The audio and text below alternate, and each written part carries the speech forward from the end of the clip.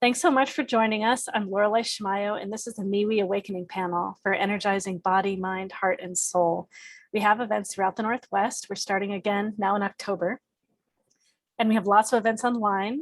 And this is our Awakening panel. We also have fairs and practice circles, learning circles, training panels for new practitioners and new modalities, all kinds of different events.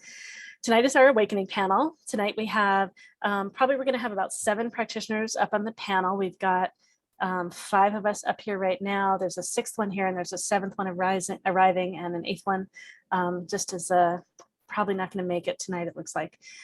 We're here to talk about witchcraft and alchemy and answer your questions. We'll go through and introduce ourselves, talk about the theme, and then we'll answer questions from the audience. It's free to be here to listen and learn, and there's a small price to ask a question of the panel, and you usually hear from just about everyone on the panel as an answer.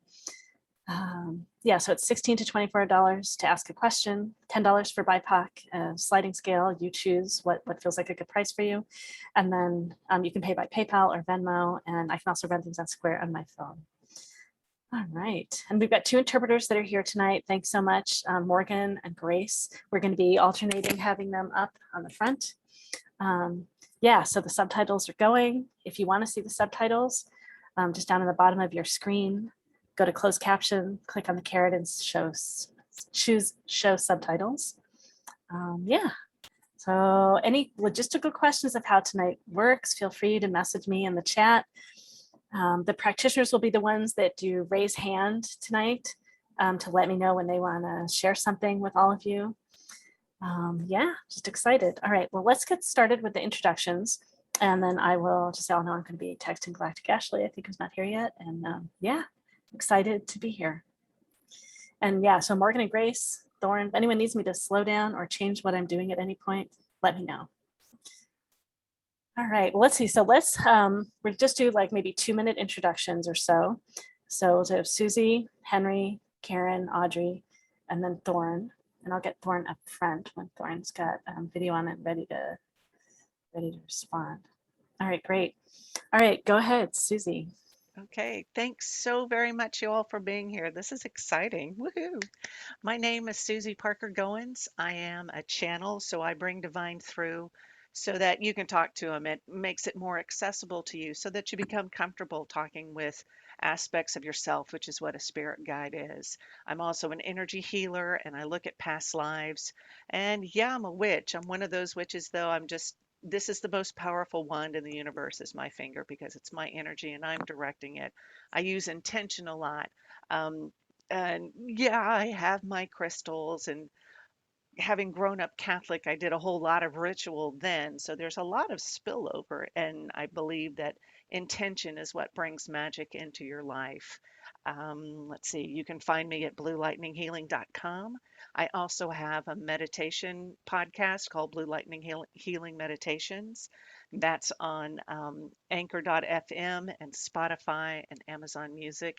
I have a discount tonight. You go to my website and sign up for a 30 minute or an hour long session, and you use MeWe 20 for a 20% discount.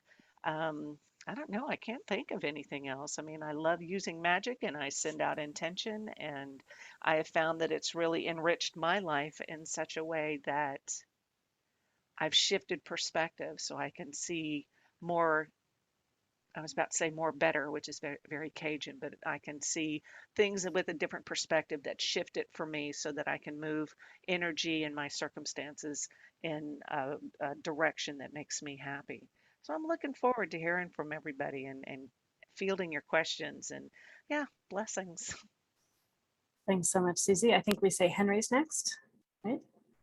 Hello, you all. It's just amazing. 60 people. Welcome to everyone. And thank you again, Laureli, for having us all, for making this happen and making it possible.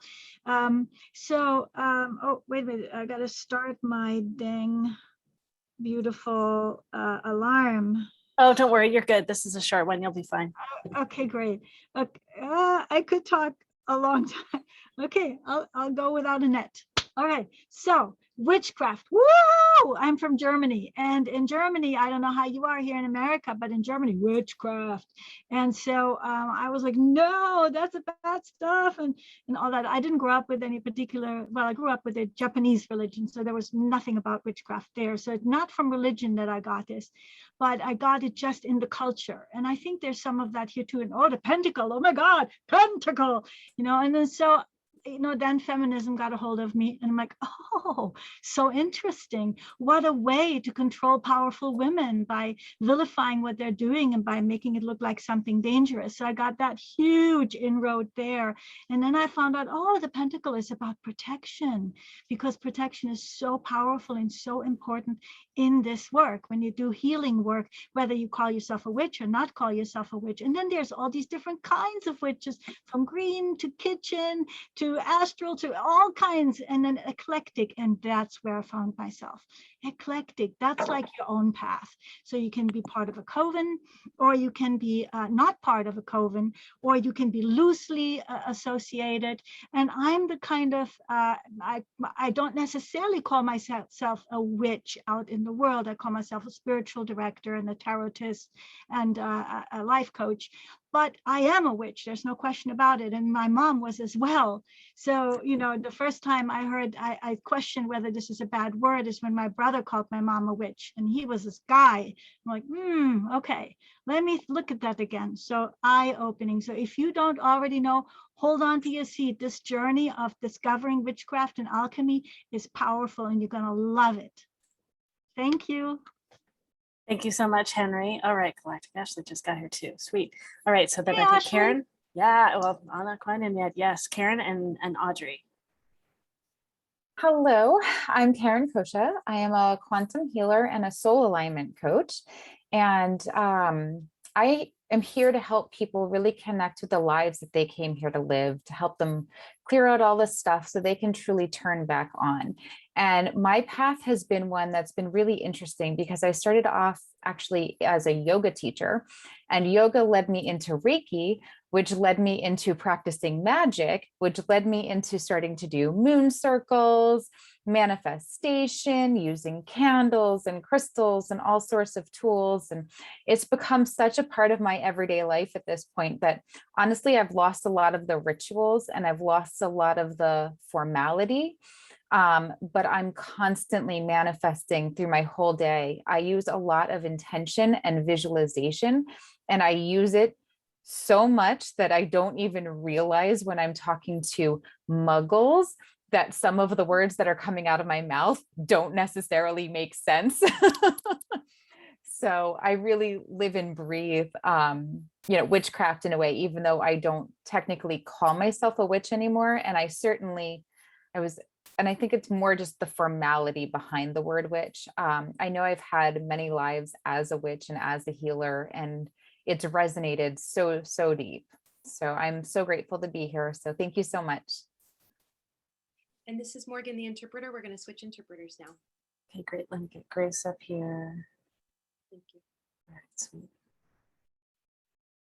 All right, then let's see. You said Audrey's next. Hello, hi, I'm Audrey Lee. I'm so happy to be here. Okay, so today we're talking about the very interesting witchcraft, alchemy, or to me, it's overall the magic of life. I was born in the Orient, so I had the pleasure to see the many cultures of magic, or many cultures of people doing things, right? And usually I think the intention, of course, is to get beyond our current world to overcome some difficulties and whatever their purposes are. So hopefully in today's conversation, sometime during this evening, I have prepared a few things that I want to talk about. One, of course, is the language that we use in manifesting the magic. It's just like, there are many different languages in the world, or probably throughout history. There are languages from the ancient days, or how it's definitely used today. So maybe I can, kind of point out a few things about the language. And then, of course, a very important thing in magic is the self-protection. So I think that everybody should learn about self-protection. as they do magic. And then there are just a few other things that I would like to exchange with people. So I really look forward to our conversation later on. I can be found at Audrey Lee Metaphysics. So my name plus the metaphysics word.com, audreyleemetaphysics.com. Thank you. You're welcome. All right, let's see. We get Thorne up. We could have Thorne introduce themselves right now, and then Galactic Ashley, and then me. Thorne, is now a good time. Yeah. All right, there you are. Let's get you up. I'm ready. Here we go. Okay, let me pin Thorne myself. Oh, actually, I'm going to move a bunch of us off so that you can see Thorne better. Perfect. Looks good. All right, are we ready? Hello, everyone. I am Thorne. There's my name sign here. Glad to be here tonight. I am from Portland, Oregon, currently, the Pacific Northwest area. Let's see. So I'm very excited to be here this evening. Looking forward to getting involved with all of this discussion. I've been involved with witchcraft, magic, all kinds of things. These are my 3 top favorite discussions right now: alchemy and witchcraft, all about it. So I'm totally a history nerd, researcher. I went to college and studied history, so I grew up and I've always been fascinated by history, myth, story, tales, all of it.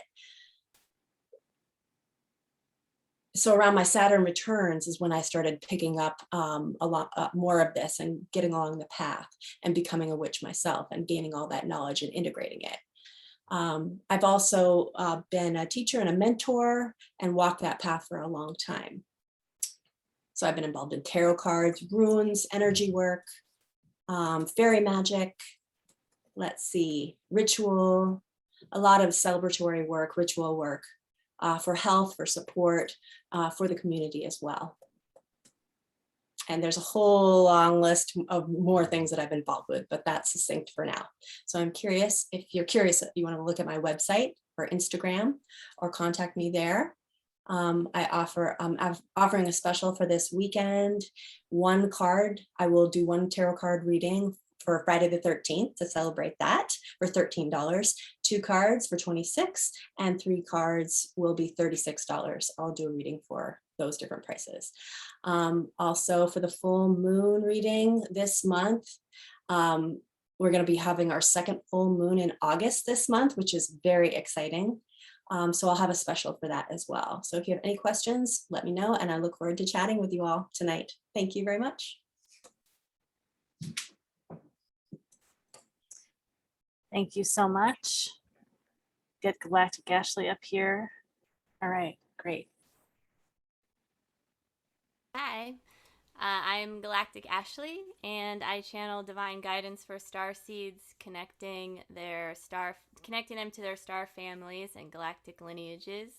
I use light language frequencies and work with your cosmic connections to facilitate high frequency healing transmissions and encoded activations.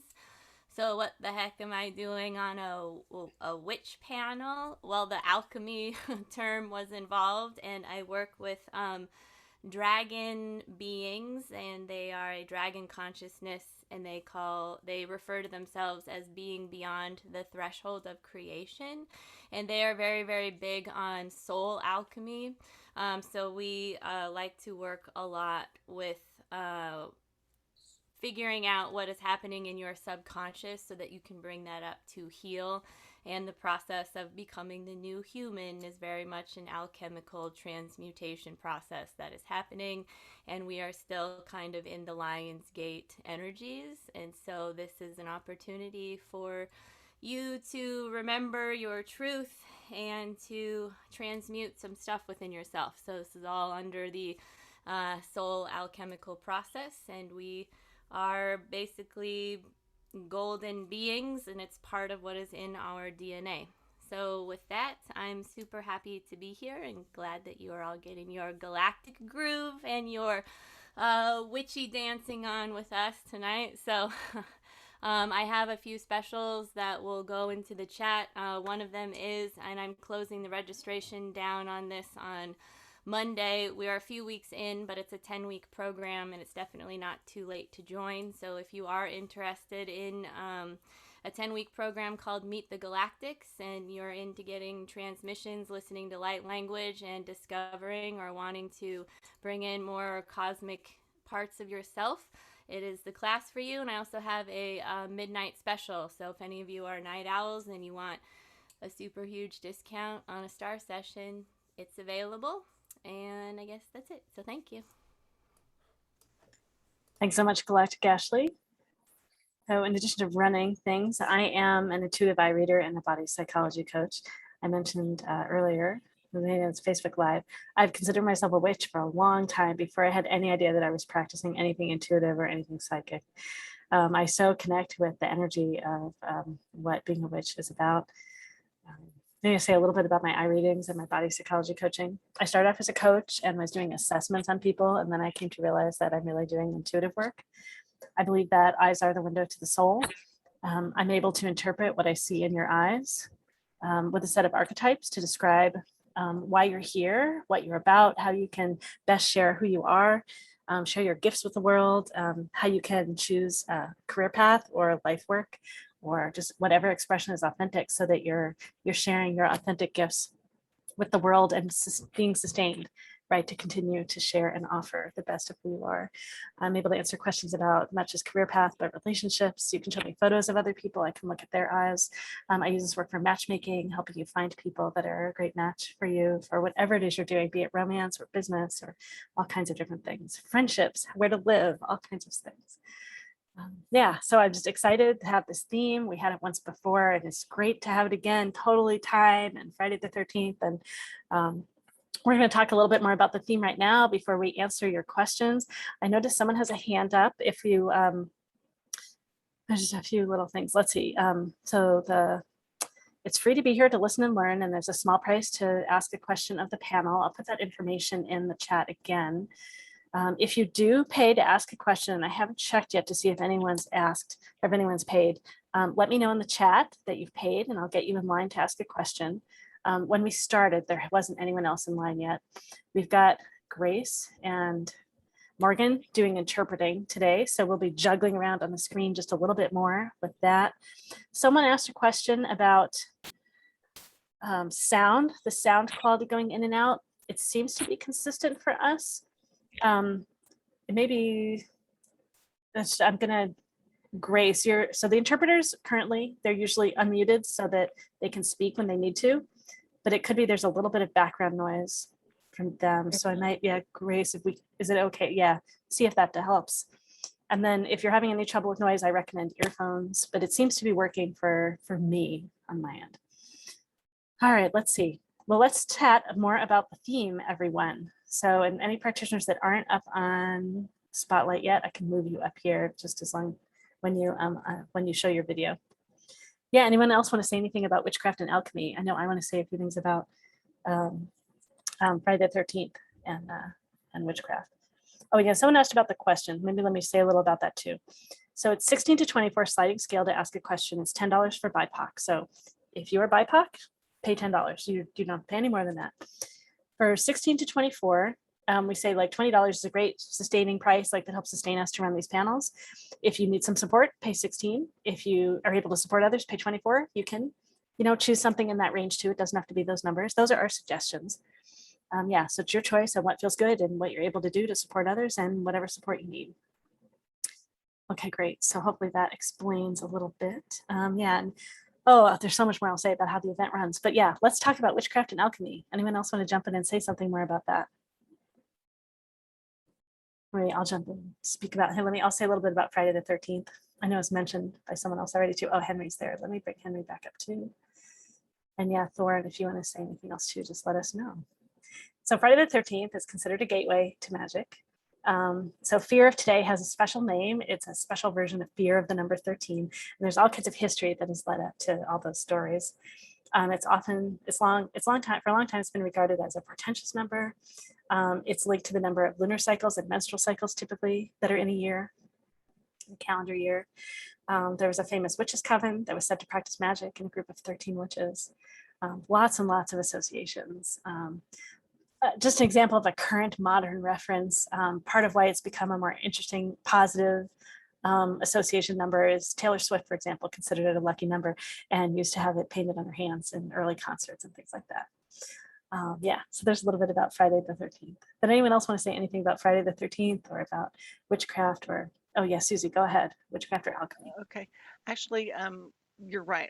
I have learned that Friday the 13th is,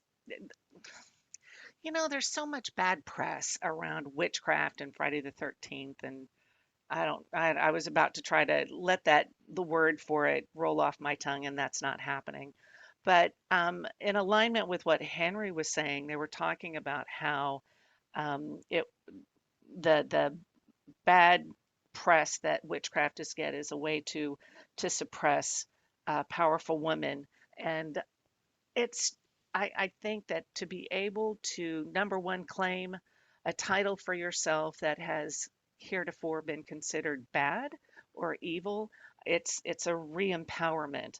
Like the LGBTQIA culture is reclaiming queer as a term for them, and they refer to themselves as that.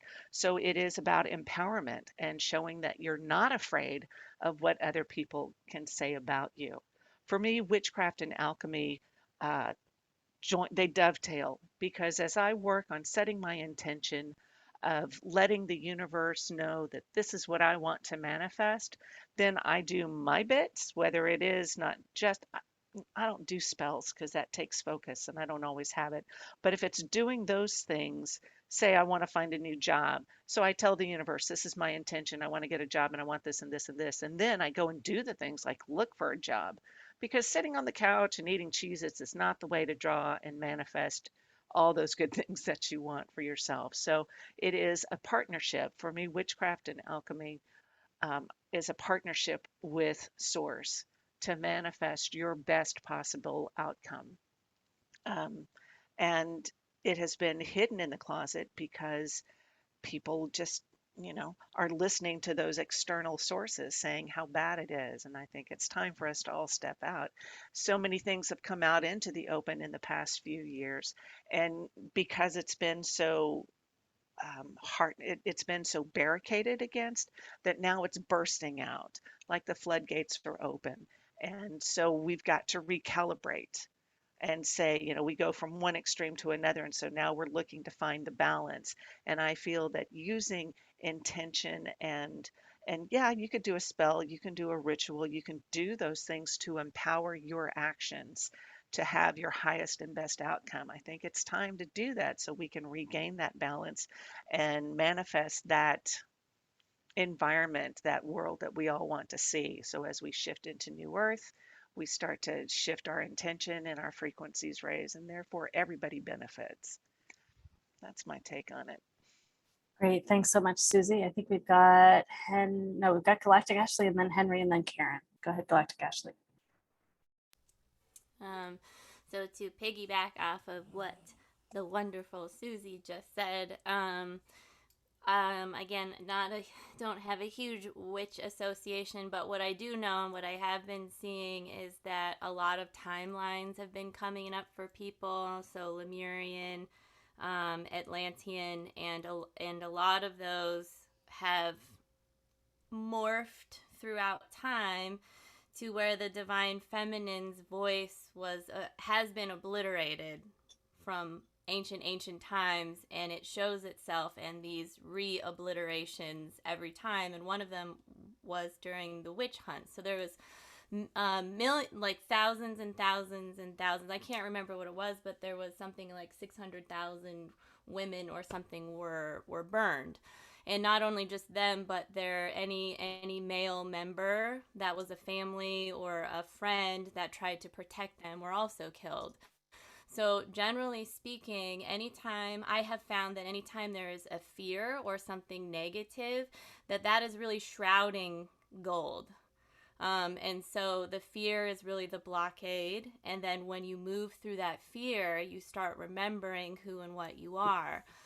So there's nothing wrong with being a witch. I mean, if you take a feminist look at it, mediums and witches had a voice because they were bringing through God. So many of them were allowed to travel free from their husbands, and because they were speaking apparently like for God. And so there was a lot of empowerment in this, and when you empower a creator, that is really dangerous. And when we look at this in history, anytime a dictator wants to do something, the first people that are gone are the artists. Because they know something, right? So they leave and they go to a nearby country and they create from there, talking about their perspective. And as far as the number 13 is concerned, I work with a lot of crystal skulls, and there's a theory about 13, and we're waiting for the number 13. And it's not that we're waiting for the 13, it's that the 12 skulls will gather, or that we will connect and restrand and crystallize our DNA. And then it's the 13 that becomes the one. So the 13 is the one. It's when everything becomes the one and we realize that we're a part of everything. So 13 is a very powerful number. The divine feminine is powerful, and all of these solar frequencies and all of these energies are present and available to help everyone remember, whether you remember yourself as a witch or a galactic or whatever it is. Everyone is here, and we're here to remember, and the timelines are coming up very powerfully now, especially through this transition between the Pisces and Aquarius time. Like, we are the second coming in a way. Like, we're waiting for the resurrection or whatever is supposed to happen that religion says. That is coming through each one of us. And so it's so important that all of us find our own truth and power and are aware that our voice is our tool to create. Thanks, Galactic Ashley. All right, Henry. And mood. Yeah, this is a really, really great topic. It's so much more political than we realize. I've looked at this. The awakening was that what I believed, what it means to be a witch. We're going to switch interpreters. I'm really sorry to interrupt, but Lorelei, if you don't mind, stop me. Thank Yeah, you. I got you. You're both up here. Go ahead. Yeah. Thanks. Okay. Sorry, Henry. Maybe start over. Okay, I'll start over. I'm just gonna put my timer down here. Having my timer up. So where it starts is that when I discovered that what I believed about what it means to be a witch and what witchcraft is, the craft of being a witch, that was something that the people who control people were saying, that was something that the organizations that control people are saying, that it was something that patriarchy was saying. That was the moment of awakening.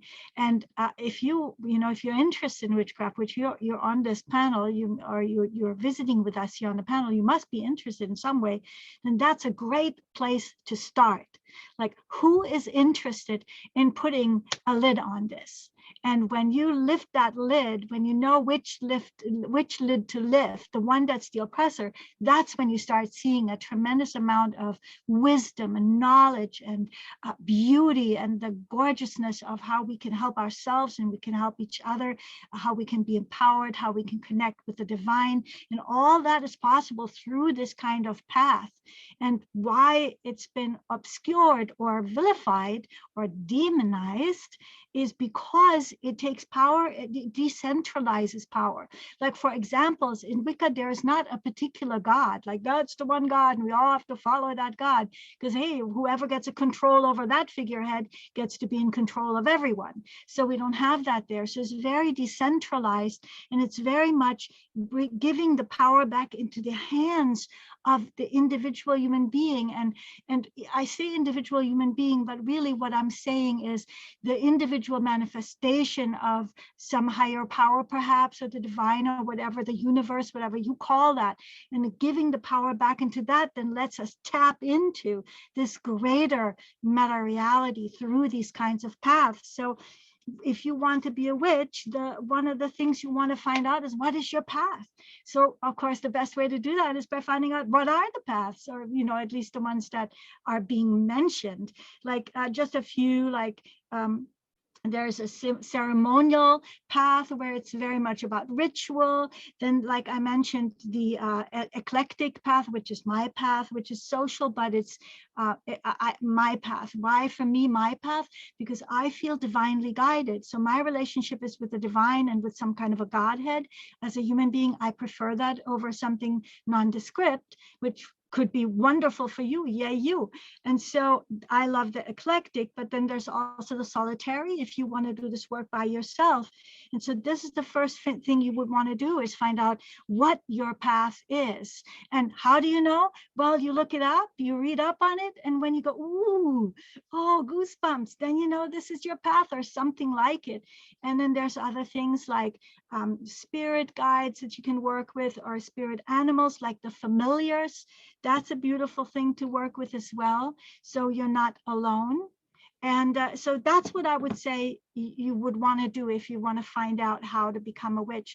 And if you want to find out what stood in the way of that, of the access to that, and whatever you may be believing that keeps you from fully expressing yourself, would have something to do with oppression. It usually does, not because there's something inherently bad or wrong going on, quite the opposite. Thanks so much, Henry. All right, I've lost track of the order. Let's see, Karen and then Audrey. Go ahead, Karen. So I'm going to piggyback off of something else that Susy had said. Susy, you sparked so many different pathways here on this conversation. You know, you had mentioned that you don't tend to do spells because it takes focus. And I'm actually going to mention that I would expect and challenge you all to think about that, because really all of the words that come out of our mouths are spells. What we write are spells. What we say are spells. The thoughts that we entertain, all of that, because we hold so much power within us. What we put out into the world is basically a spell. It might be a little less formal and less ritualistic, but when you're saying I can do this or I can't do this, either way, you're right. Right. And if you're saying like, this is what I intend to do, you're setting that pathway, you're opening up that energy stream, and you're starting off, which is essentially what a spell is, right? You can go through that formal process of getting the candles and getting the crystals and maybe pulling the tarot cards and going through and planning it on a certain day at a certain time, which is a beautiful process. Or you can really practice witchcraft on the fly and kind of, you know, as Henry was saying, just really build out whatever feels right and good to you. And you're still just as powerful and you're still able to manifest just as well.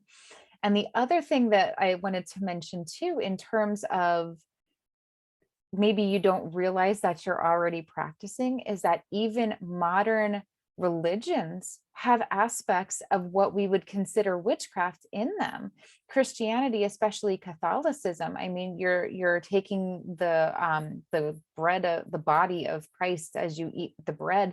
Like that's actually a formal kind of, yes, the blood of Christ. You are literally alchemizing this bread into something else and transforming it. And you're using, there's a different term I'm missing right now, but it's like a symbolism type of magic when you're saying this represents this. And so that is what it is. So it's literally something that, you know, people actually, you know, live quite a bit in this society and don't even realize it. And I think that the word witch has just been so, I'm going to use the word demonized, but just such a heated word that it scares people away. And it's something that, to be honest with you, I got into as a teenager at first because I was in my rebellious phase and I'm like, oh, my parents won't like this. And then I started to learn about it and I was like, oh, this is actually like this beautiful practice. You can add love into the food that you're making. You can grow herbs and help people to feel better and all sorts of things that are actually this wonderful transformative healing practice that people literally, you know, kind of are repulsed by simply because of this word and the energy that's been placed behind it for so long. Thank you. Thanks so much, Karen. All right, Audrey. Thank you. Okay, so thank you. I agree with a lot of the things that people have said. They're beautiful. Now, I think, in my opinion, the word witchcraft was from a long time ago, right? Back in the days, in the ancient days, when people are afraid of the voodoo, the taboo, the whatever, the mysterious things, they will put a bad name on their witch. But witchcraft, the word of craft is really it's a word describing anything that we put our energy, effort into. Like, oh, you're really good at crafting your sculpture. You're good at crafting your food. All of that, everything that we do is a part of some kind of a craft. But the witchcraft in the word together, again, still may give people the right to say, oh, well, you're practicing something. I want that to grow really well, so I put some crystals around the roots. All of a sudden, somebody could say, oh, are you practicing witchcraft? Or if I want to, eat some kind of a special herb, again, people may say, oh, what are you doing? Right? So I think it doesn't really matter what other people say. We just want to be truthful to ourselves in doing the things that we want to do to bring harmony or to bring some kind of achievement into our lives, such as getting a good job done, or having success in life, or having better connections with other people, lover, audience, parents, children, anybody. So I think, of course, anything is up to us doing, how good we do it, how badly we do it. So I think, that is a very basic understanding to anything, any kind of energetic work that we do. So that's my thoughts. Great. Susie, did you want to jump in and share a little bit, or should I jump in and share first? Where do you want to go? However you want to do it. It's up to you. If you haven't gone, go for it. Okay, I'm just going to share a little bit. So I know that there are all different kinds of, we've all shared in so many different directions, right? So I'm going to go back to just some basic stuff. I know there's so many different types of witches, so I'm going to give you just examples of some names. There's just so many different things. They vary in just the way they approach the world, what their gifts are, the spells, rituals they might practice. So I still think of it as a practice. And I love the way we've talked about how everyone casts spells, everyone, what we say has so much energy and impact. Just some examples are like a traditional witch, like an old craft, supposedly before Wicca. A sea witch is more connected to the water, the ocean, the shells, driftwood. A kitchen witch, and there are all sorts of different types of kitchen witches, more connected to the hearth, the home, herbs, essential oils, cooking.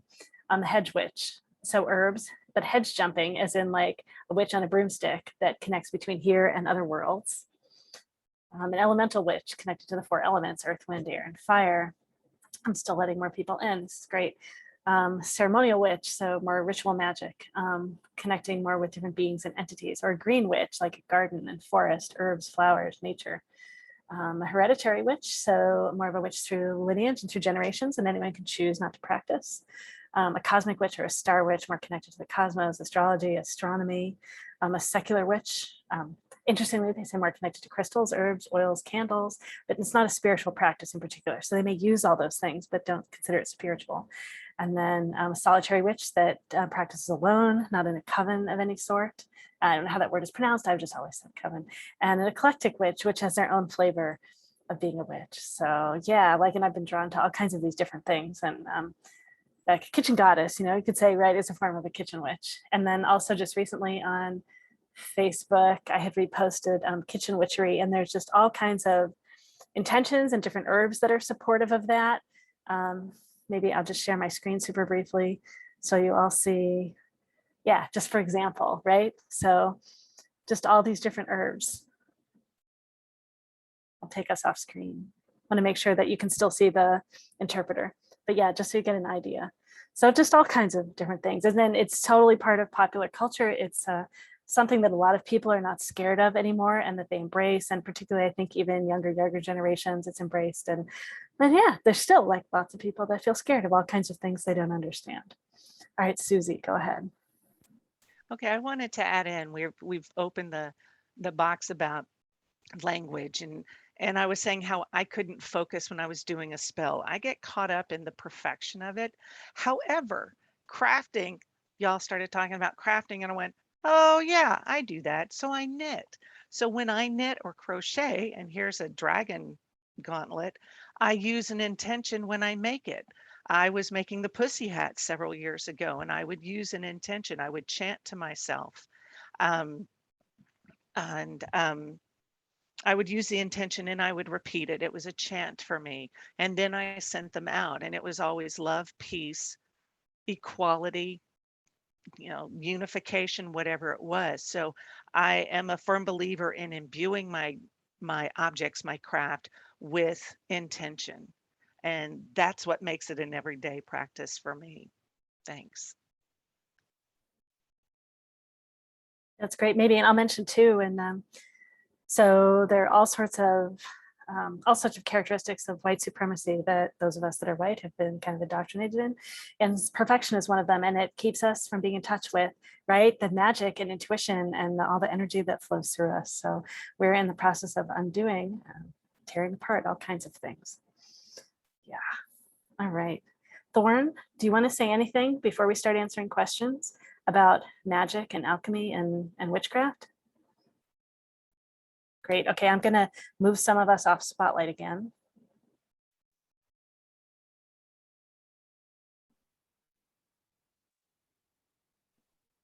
All right, looks good.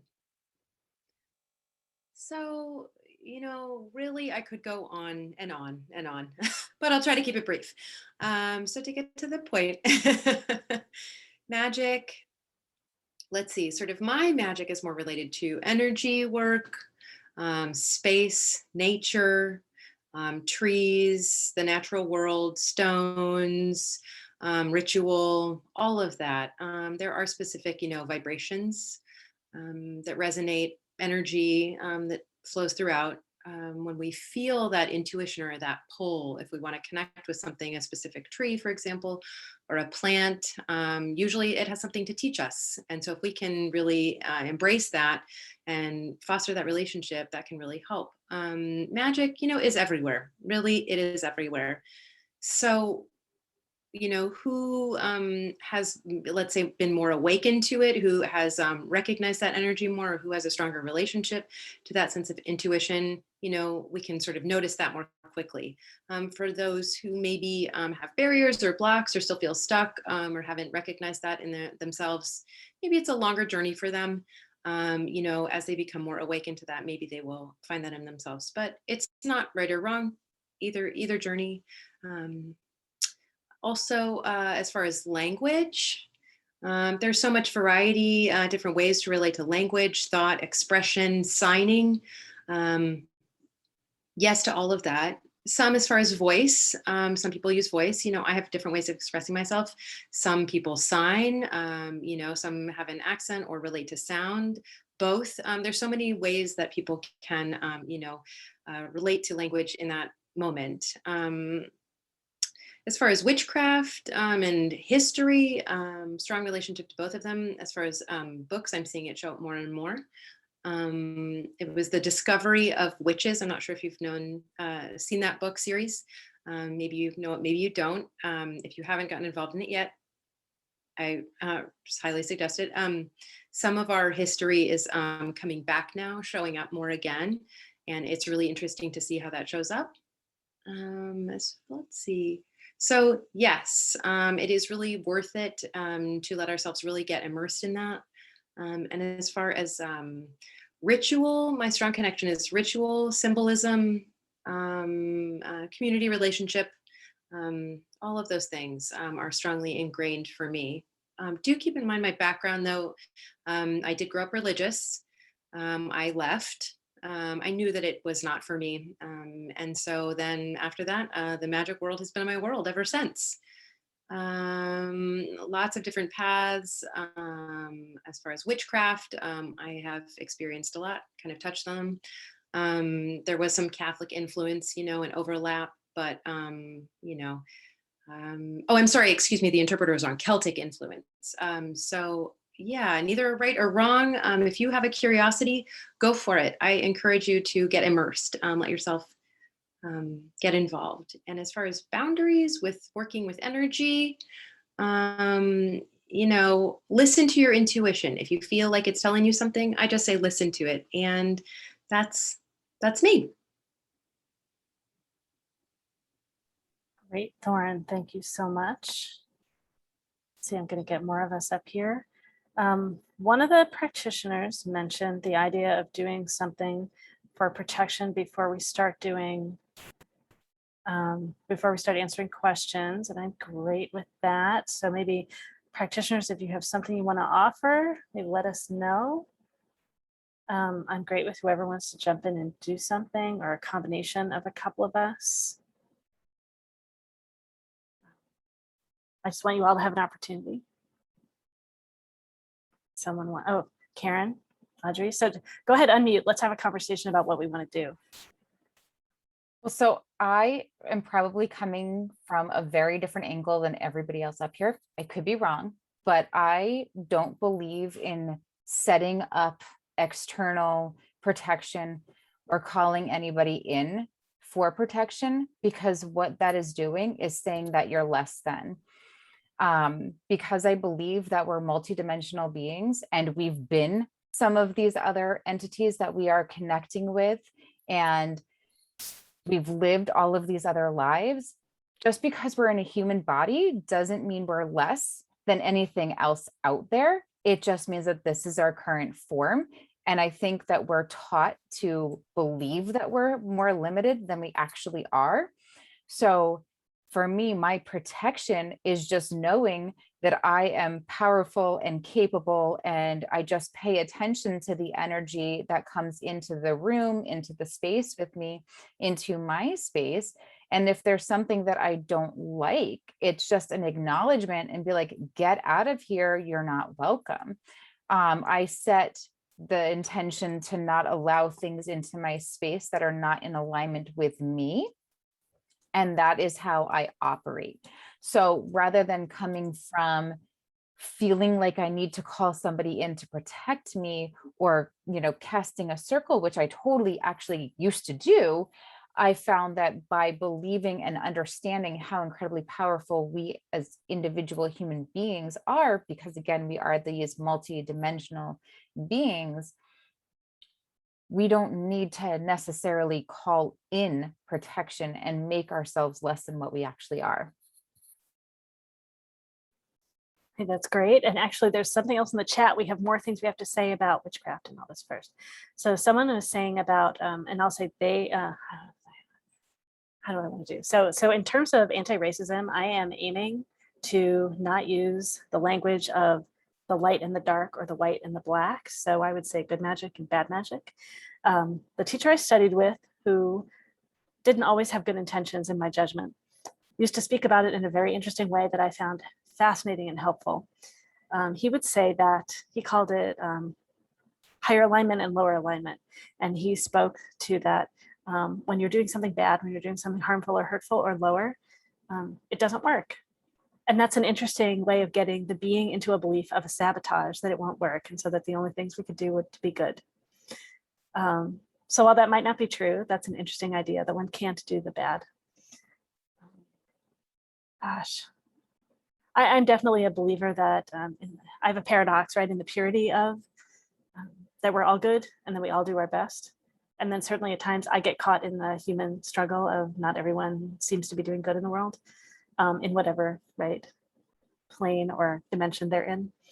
I believe our aim, though, is for goodness. That's an inherent part of all life. But we, you know, bugs, insects, animals, we eat each other too, like it's part of a cycle. So I'm sure some others have something to say about that too. Oh yeah. Can we switch interpreters? Yes, let me get Great, thank you. Grace up here. Great. So Henry wanted to go, and then Audrey had something else too, but maybe it was going to be about protection. Go ahead, Henry. Yeah, it is. Yeah. So yeah, Karen, I totally feel you. And for so many years, this is exactly where I was coming from. There were some things that happened in my life very early on when I was like 8 years old or younger, that maybe would have given me some other senses, but this is what I completely subscribe to, and I still do. And I am a firm believer that cognitive dissonance, so holding the space for two things that seemingly are opposing each other, is a powerful way to go, where you can do one thing, you can believe exactly everything you have said, and that's totally 100% true and 100% behind it. And you can also say, and also, it's great to protect ourselves. So for me, and I've mentioned this on another panel before, I've never felt that I needed to protect myself. And even though maybe I would have benefited greatly from that here and there. But once I started doing classes, and now I had my students to think about, and I would see things happening for them or to them or through them that were not in there, that didn't serve them, or there were really scary things that would happen on occasion. That's when I was like, okay, I guess I'm going to believe what I believe, and at the same time, I'm going to honor this part too. And over the years, as I'm working with people who are working with a lot of different entities, a lot of different spirits, I've noticed a really great benefit to set boundaries. So for me, psychic protection isn't about, ooh, there's something very bad that is coming to get me. And hey, if that is how it is for you, even though I went, ooh, like that, I totally 100% honor that. What your experience is your experience. And that's all, after all we have, is it's not like we know what the truth is, but we know what our sense tells us, or what our intuition tells us. And so that's when I've discovered, okay, casting a circle and saying this circle is impenetrable by anything that's not in alignment with me, and turning it maybe into a golden egg, or the, what is that, Susy, what do you call it? Great word you have for it. Do you have time to unmute? Yeah, I just have to find it because I shift. It's the buckyball. The The buckyball of love. buckyball, yeah, exactly. And maybe you'll talk about that later, what makes that so cool. So golden egg or buckyball of love, it's really powerful in terms of creating a sacred space. It's sort of like when I come into my house in the evening, I close my door. Why? I'm not thinking there's bad people out there getting me, but I close my door. And that's how I see psychic protection. You close the door to things that you don't want to have participate, and you don't necessarily know what these things are. And you don't need to go into, let me study them and let me really get very interested in that. And by my great interest in that, draw that into my life so that we can have some kind of a battle. None of that is necessary. We can just say, peace be with you. And this is a space in which you are not permitted. And oftentimes people call in spirit guides to take care of whoever has been asked to leave, so that they can also have a good time. It's reasonable to assume that there will be some conflict of interest here and there in any dimensions, in any arenas, in any domains, in any realities that we operate in and that we move between. There's going to sometimes be like, hey, you want something I don't want, but guess what? This is my space, and in my space, it's going to be my way. And so that's how I see protection. I feel it is very, very important. And if you don't, good for you. But I think it's really great to put it out there. And you may have noticed I've been burning some sage to create my space really beautiful and safe. And I'm including you, because on the quantum level, wherever you are, you're not distant from me. And we're, through spooky interaction at a distance, we're all connected just through that. We're all part of this panel. And so I've included everyone in the protection. And if you don't want to be protected, you just go, get away from me. Okay, that's great. That's great. And Audrey, did you have something you wanted to share too before we? Thank you. Okay, yes, I would like to say to each his own. So, whatever that your experience have taught you to do, you just trust your own instinct and do that. What I meant about the protection is our own sense of, protectiveness. We are in this physical body. We are kind of like, holding our baby, right? Our physical body is like, oh, my little child. child, we are subjected to, the rain raining on us, getting sick or eating too much, or there were periods of time in my life where I had, tremendous tests, trials to my being. Let's say, for example, for a long time, I didn't even have money for car insurance, but I have to go to work and drive around in the traffic. So of course I did the protection around my car every day, in place of insurance. I know that sounds pretty bad, but but anyway, that's what I had to do. And then of course there are times when a lot of the young ones, they're trying to practice meditation, trying to practice a lot of different things, and they leave their chakras open. And there are times when we walk around, we absorb a lot of other people's emotions, right? Maybe negative emotions, or when we're with a boyfriend, we feel like, oh, do you like me? Do you love me? The things that we say to each other could easily hurt. And so as we are here today talking about witchcraft, which is to do things, right? It could be to do things to harmonize our own lives, or to do things to help smooth out a relationship or communication. So we're learning to do things. And I think that doing protection is one of the things that we have to do oftentimes, just to put the protection around myself, just so that I'm kind of like making an announcement to the world, to the universe. Hey, I am protected right now. Please don't invade my space. Or hey, I am protected right now, and I am only projecting positive energy. So any of your negative energy cannot penetrate and do not come into my space. And I'm happy with that. Right. So I am not invoking another spirit to come and help me, but I feel that oftentimes we need to do our own protection, just so that I can walk around. I know that I'm in my space. I'm happy with myself, with what I do. So that is my angle on the protection. All right, great. Thank you so much. Well, with that said, let's get ready to leap into answering questions. A few things to set the stage for that. We believe that everyone is intuitive, so things might come through lots of you that are here tonight. You might want to write it down. A lot of the things that arrive don't stay very long. We request that you allow the attention to stay up on the panel as we answer someone's question. You're welcome, when we're done answering someone's question, if you want to privately chat with them and ask them if they'd like to hear what came through for you. Please honor whatever it is they share.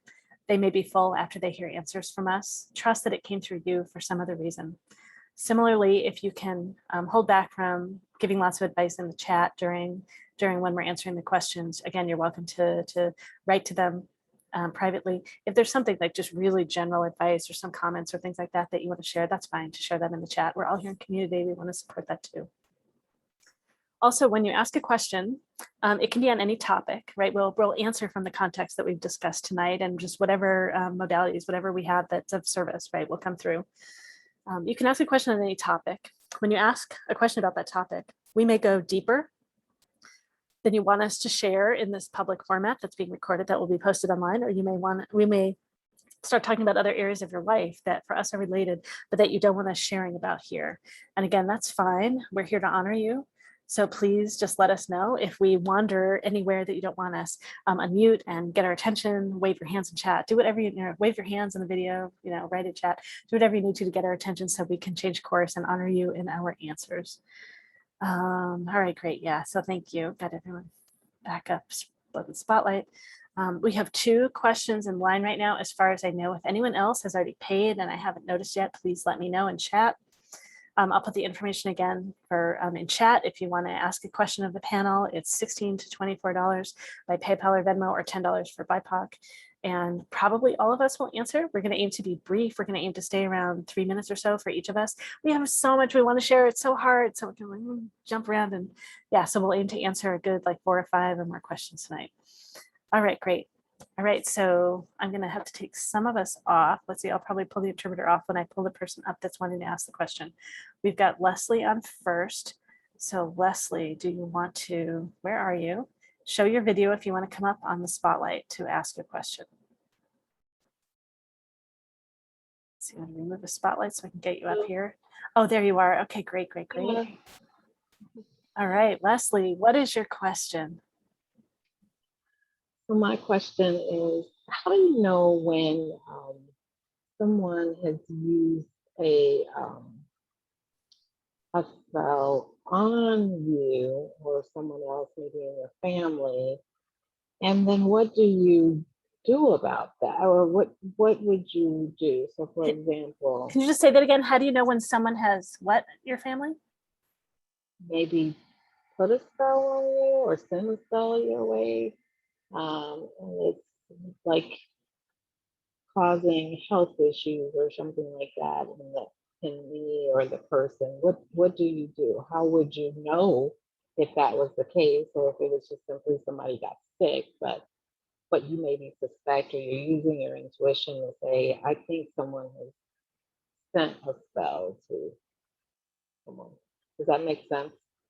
Yeah, that's great. Do you also have, well, I say, is it okay if we kind of wander outside of that answer a little Yes. bit and kind of parent? Okay, great. Yes. And I guess, and maybe just if you want to, are you asking the question more as someone that's intuitive and sensing those things, that you've wondered about that for yourself or your family? If you want to share Yes. that. Yes, I am wondering that about. I feel like something has been done to someone in my family, and I'm picking that up or I'm sensing it. But now it's like, okay, well, what do I do about it, or how can I do it? I'm also a Reiki practitioner. I'm a hypnotherapist as well too, and uh, I feel and I sense that coming through. They don't ask me how I know that, but I feel that, and it was directed to my daughter. It's not directed to me because, I go about protecting myself, but it was directed towards my daughter, towards her heart, and she's having heart issues right now. So that's my question is, how would I know that that actually happened? I'm getting that sense that it was, and now what do I do? Me as her mom. Yeah, that's great. Thank you so much for sharing more of the specifics about that. It'll allow us to focus more on our answer. All right, great. Let's see. We've got a number of us in line. So everyone, I'm reminding myself, I'm going to get my timer going so we can attempt to stay. And we've got more people that have asked questions. I can see that coming in already. So we can try to stay brief. All right, great. So let's see the order. We've got Susy, Henry, Galactic, Ashley, Audrey, just so you know what's coming. All right, Susy, go ahead. Hey, Leslie, thanks for asking the question. You could do a number of things, to be honest. You can do a body scan, and that, to me, that looks like all those science fiction shows where they have that red line of laser going across and you get a beep. And when you get some sort of blip in it, that's when you talk to that part. So you've already narrowed that down to being in the heart. Have a conversation with it. Ask it, is this her energy? Is this someone else's? What is it? Talk to it. And then, because you're the mom, you can do a number of things. Having her agreement with it, I work from a place of consent. So you can talk to your daughter, say, do you want this gone? How do you want to work with me on it? But you're also a mom, so you can say, get out of there. This is where we can also bring in, I'm sorry, I am sorry, Grace, I will talk slower. But this is where we can also install a buckyball. And this is a technique I learned from Derek Condit at Mystical Wares north of me. And what he does is that the buckyball is also called, it's a carbon atom, and it's like a soccer ball. So it's got 6-sided shapes and 5-sided shapes that all fit together, but it's a sacred bit of sacred geometry, and you can extend it out and it can be lined. It's got 2 sides, an inside and an outside. And the outside has mirrors if you so choose. And that will deflect energy that is not hers to go back. So if someone realizes you've cleared it, and that's a whole nother answer, but when you clear it, either by you demanding it to go or envisioning the energy going counterclockwise, which is a clearing motion. And then once you clear it, you move the energy clockwise to fill it in with that divine perfection. Then you can set up the buckyball to deflect any other onslaught of energy, and the inside can be set up with whatever protective energy you want. I think that's it. I know I went fast. Do you need me to clarify? No, thank you. I Oh, appreciate that. I okay. understand. Thank Okay, you. cool. Thank you. And everyone, 2 minutes and 20 seconds. Thank you, Susie. All right. Henry, timer.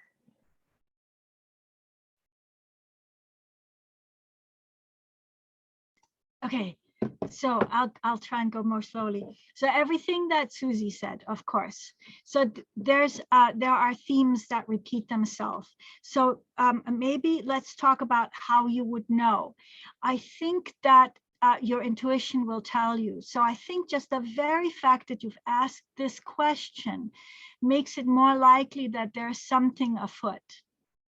And so you can say, oh, I'm just going to dismiss that because, you know, in the real world, people say this stuff doesn't exist. Or you can say, no, I'm going to, you know, I may not know exactly what this is, but I'm going to respond to it. And I think that's, would you say this is your category? You're in that category of, I want to respond to that.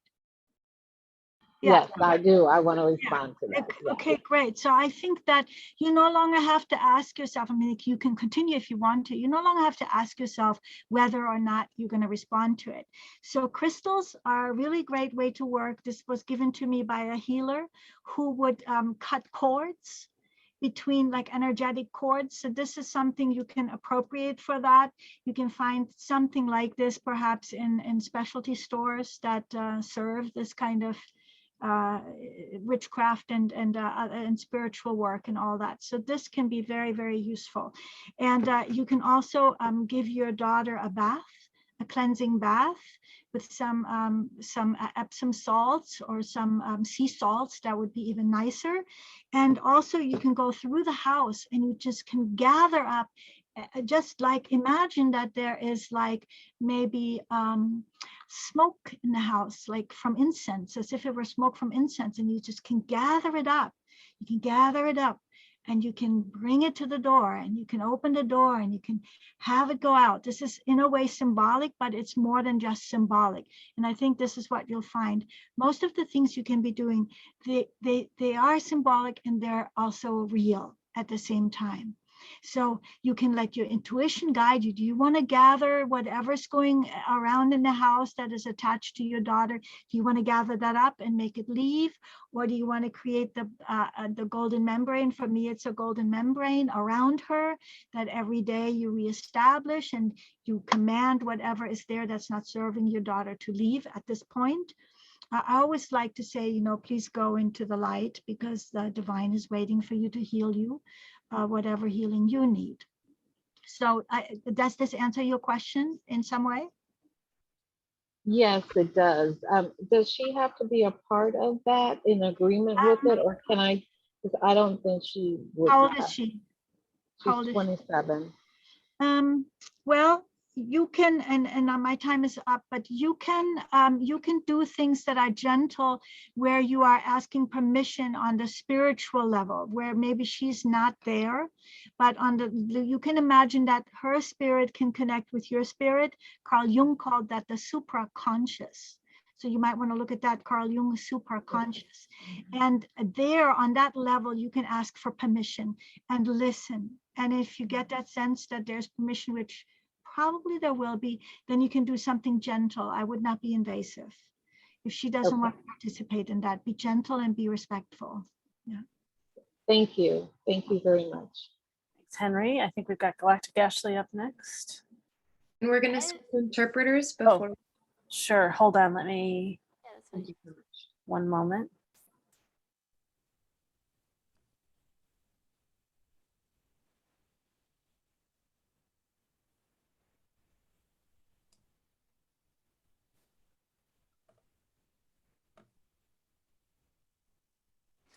Sorry, you've vanished on the screen. I got you back. Okay. Real quickly, so okay, you said that she was 27. Is she not into any of this? Is that why you can't, like, not at all? No, not as much as I am. But she's having heart palpitations, and we were in the ER last night, and it's kind of came on her all of a sudden. And I was just picking that up, that was sent as a way of maybe, because you can't touch me, but you can touch someone that I love, or it's affecting her. I think that was the intention of it.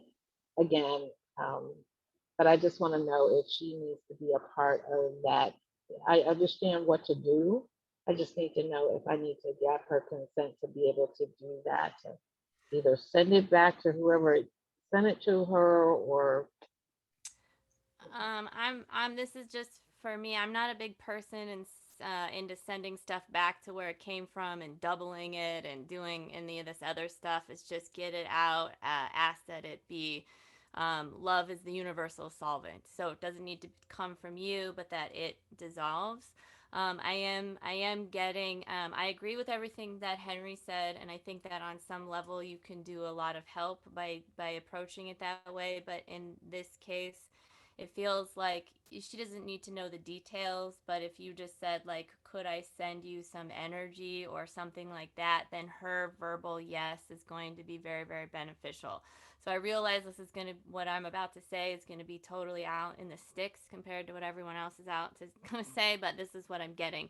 I did get the age of 6 very clearly. So I feel that she's very connected actually to the cosmos and to the galactics, and this feels more like an implant. So we're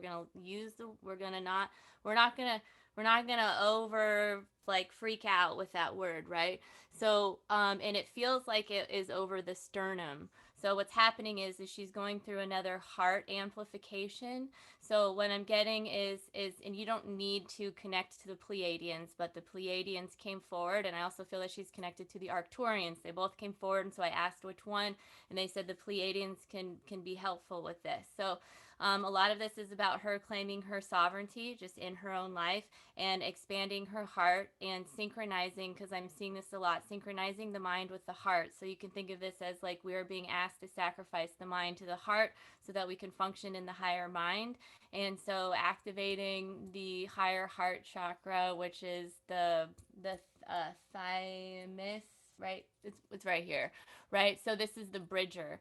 So this is a lot of times why heart palpitations happen, and this is sometimes it's a lot of times it's the energetic heart that's really pounding and beating, and we feel like we have anxiety, and I feel like a lot of her cosmic family is coming in, and I see this a lot. And so what you can do is you can focus on the sternum, break it into its 3 parts, and one of the things that I got very clearly is do not remove it all at once.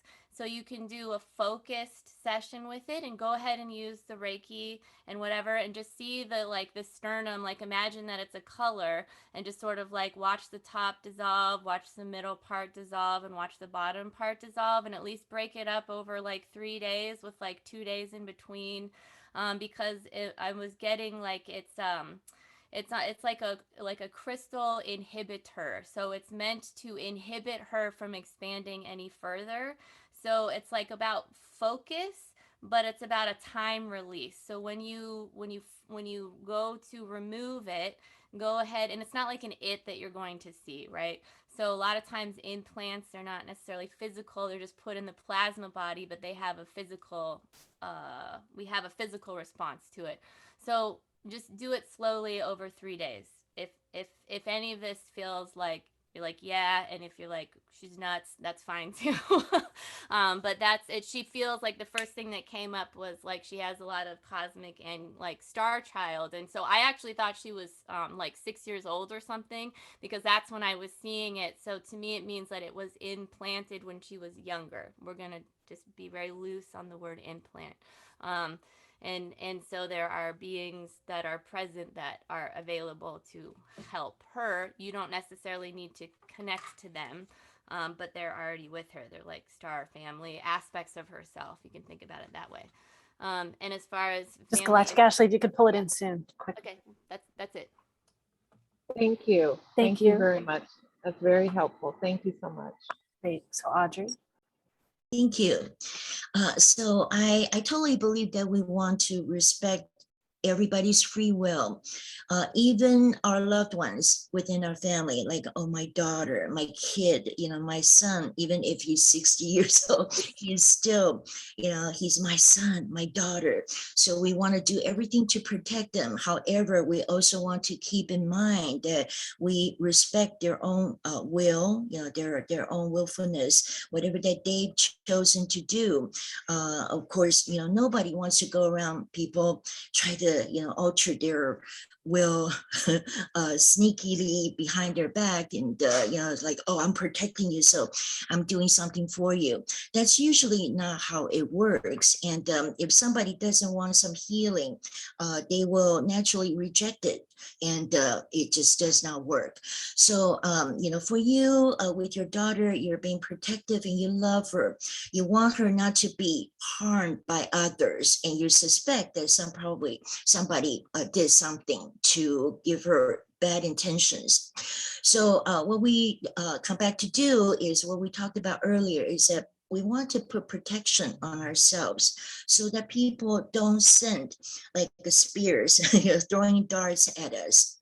And so, basic protection is something that could shield off a lot of things. And then, once you do the daily protection, or maybe you have a teacher come and help you do that, the first time, a stronger shield, or, something in that sense, you want to wipe away the negative energy that others put on you. And throughout my many years of counseling, I have a lot of people who ask this question, like, oh, did somebody put a spell on me? Or, is there some spirit haunting my place or something? So these are pretty common questions. And I want to mention that, somebody, like Susy and I think mirror is a very good defensive tool. Even in the Asian world, lots of people use mirrors to deflect. So let's say at work, I put a mirror in front of my desk to deflect a lot of the negative, whatever people wanting to give me hard work or something. Or in a relationship, okay, somebody wants to send me jealousy or something. Again, when we do that golden egg, or when we do our daily protection, anytime, you just want to imagine the mirror in front of you to deflect, so that if you send me good intention, I love you back. If you send me bad intention, I'm sorry, you get that right back. It's like walking past a store with the window, and sometimes we walk past a window and we see ourselves like, oh my God, am I looking bad? Okay, so anyway, I'm just saying that it is good to use a mirror, because you're not giving your own positive or negative energy to that original sender. We don't have to do that. It's just whatever karma. You send me something good, then you get that back. You send me something back, you get that back. I'm not doing any kind of intention to you. That's a very simple defensive tool to use. Thank you. Thank you. Thanks so much, Very Audrey. helpful. Great. All right, we've got Karen and then Thorne. Go ahead, Karen. Trying to unmute there. Gosh, that always gets me.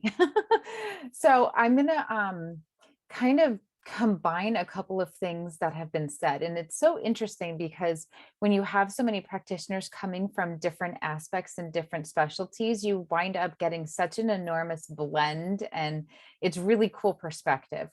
So what was coming to me is that it feels something like a psychic attack. And if she's not really open to more of this woo-woo stuff, psychic attacks have literally now been written about in Psychology Today. So that might be a good jumping off point to be able to talk to her about it. And I'm going to also piggyback a little bit on what Ashley, Galactic Ashley said, because it feels like that psychic attack actually activated tech that was inside of her. And so that's what's causing the physical reaction. And then, I'm sorry, I can't remember who said this part, but because she's 27, like if she was 3, then you're kind of in your rights to do something for her. But in my belief, in my practice, it's like a violation to go and do anything on her behalf, because you're taking her soul sovereignty away from her. So it's really like you can use like, you know, the Psychology Today article, you could just Google that. You could mention like, hey, there's this thing. I wonder if that might be part of the issue going on, and see if she would be open to receiving. Because if she's not, it's not your place to go in and take this off for her. It's overstepping those bounds. I am like really like 6, 7, once they start to really have an identity of self, we kind of can no longer do the work for them. So I have an 11-year-old I'd love to do a lot of work on. She won't let me in her field half the time. Like, it's just, nope, not happening, mom. So it, you know, and she's only 11. Like, you have to understand kind of like that they're their own person. And even though you're mom, you always want to protect them, that there's just that objectivity that you need to have to understand she's her own person. And so talking to her about it and not pushing it, but just, you know, letting her know, kind of dropping hits, see if she's open to receiving. Okay. Hey, thanks, Karen. All right, we've got Thorne coming on. Are we going to switch? Okay, Thorne.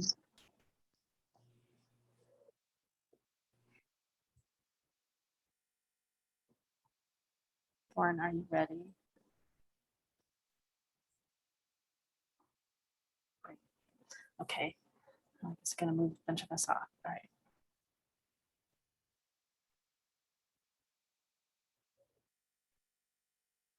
And Leslie, yes. Great question. Thank you so much for asking. And so I've been thinking about a couple of things that I just wanted to share. A few strategies for protection, especially with your house and your family and that environment. A few tips I might suggest. You could move like a black stone, some kind of a gemstone, obsidian maybe, onyx, or tourmaline in the corners of the house, in particular, in the front and the rear. One stone in each corner, almost like a grid, you know, so something that can hold and ground and support that energy. So that's one. You also could do salt mixed with some kind of black salt. So white salt and black salt, both in the front and rear of your house in, you know, lines. So anytime you cross over that into the house, the salt then would be ready to absorb or neutralize any negative or, you know, malintention energy from whoever it was maybe that, you know, entered the house. So when they cross that, that would be neutralized. You could also do like a visualization of a sphere of energy, like your house in the center, your family in that, and then the sphere surrounding that, you know, the property as a protective sphere. You know, it would welcome only good intentions that aligned with your intentions, and, you know, keep any other negative energy or unwanted energy out from entering that sphere. One other thing I was going to suggest is, it was already mentioned, and just one moment, to re-center. So, you know, the concept again is, you know, for myself, what I do is if I feel that there's an intuition that someone may be trying to send something to me that feels uncomfortable or that I don't want, I envision an envelope. I open up the envelope, put the energy into the envelope, seal it up, and I'm ready to, if you will, mail it back. You know, return to sender, literally see it written on the envelope and send it back to whoever that may be that's trying to send it my way. So I send back good intentions, no harm, of course, no harm to me, no harm to them. Sometimes people worry or feel concerned or upset, you know what I mean, that there's something on them, you know, they want to send that back. But the concept is more like a hex if you will. And that's really different than what we're talking about. A hex is, really based on intention, or to do some kind of hurt. But as far as this energy, generational, energy, I feel, the same as the comments. I don't think it's a curse. That's not the sense I'm getting. This feels like a different context. But I know there's a lot of tips that have been thrown at you. So hopefully that helps a little bit. And yeah, also as far as your daughter, don't worry too much, about doing something for her. I mean, of course you want to protect her. She's your daughter. I mean, that makes sense. But you said she's 27, is that right? Yes, yes. Yeah, so she's able to make those decisions for herself. And I know that, if she does feel uncomfortable, or, you could, again, like Susy mentioned, just sort of suggest a little tip, see if she, then can decide for herself based on those tips. Thank you. Oh, one more thing, if you don't mind, a strategy that I'd like to, some kind of a red salt and white salt and black salt mixed together. In like the magic realm, those three things mixed together is really, really a strong combination. And you could always put that by the front and back door. Hopefully that is helpful, and hopefully that works. Thank you. Thank you. Yes, you're so welcome. Great, thank you, Thorne. I'm going to add a few more people up here on the spotlight, and then I'll share an example of something too. So I'll share a couple things from coaching, so just different again. She might be open to some of these. And one of them, I wish I could remember exactly what it is. I'll just mention, someone else may know what it is.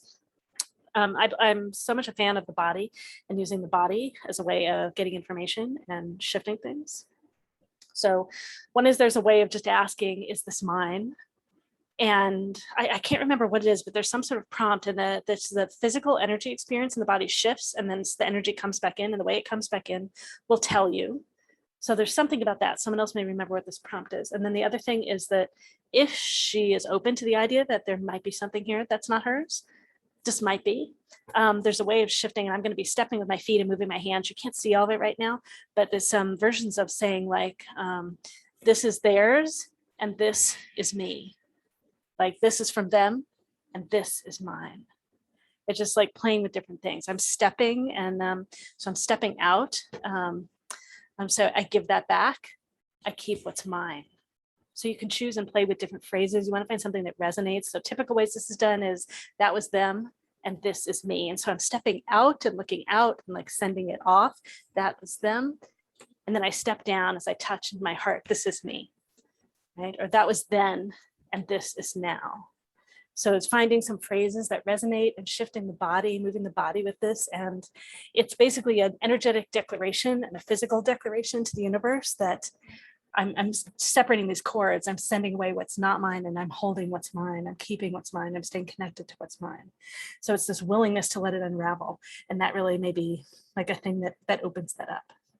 So even her saying, like if you ask, said, if there's something here that's not yours, are you willing to let it go? And if she does the, well, maybe, I don't know, like that, she's not fully willing, right? And if she says yes, if she can get to that place and say yes, right? That's an energetic declaration also. That can be really simple, right? That's an example of how like we're all casting spells all the time. Okay? We don't have to know that we're doing that. Thank you. Thank you You're very much. welcome. All right, great. I'd like lost track a little bit of the chat. I think I'll put I've had my information in the chat too. I've been attempting to put in practitioners' information in the chat while we go. And practitioners, I know I don't have specials from all of you, so please, if you want to give me yours, if you see it's not in there, let me know. Thank you, Leslie, for getting us started. Thanks for leaping in and asking a question and being so open to all of our answers. All right, let's see. So we've got at least 2 more people in line. We've got Sage next, and then Joseph. Excuse me. All right, Sage, let's go. Oops. Okay, just watching. Let me move Grace up too. I can't tell. Yep, thank you. All right, great. Great. Where is Sage? Let me go find Sage. Oh, it's actually back up here. Oh, there's Sage. There's Sage. That's right. That's right. Cool color. All right. Sage, what is your question? Hi, everyone. This is such a cool event. Thank you for creating this. I love it. My question has to do with how do you learn to re-trust yourself? Recently, I took a job that I thought sounded perfect. It felt like it was connected to me. It sounded and also felt like it was meant for me at the time, and it ended up being horrible and not at all a match. So I've been struggling in how to trust myself again in finding another job because of how horribly wrong that just went. And I don't know yet the lesson or what the meaning or whatever that experience was supposed to be. I don't know the answer to why I had to go through that. So I guess more so like learning how to trust yourself again after experiencing something like that. Great. And do you want to focus specifically on trusting yourself? Do you want any insight about jobs also? Yes, insight about jobs, always welcome. I work in mental health, and it is a tricky field to find welcoming workplaces. So something also that is affirming and accepting of everyone and all genders, and not to be misgendered on a daily basis at work. Yeah. All right, great. Okay, let's see. Okay, we've got Henry and then Karen. So go ahead, Henry and Timer. We're supporting each other with reminding each other.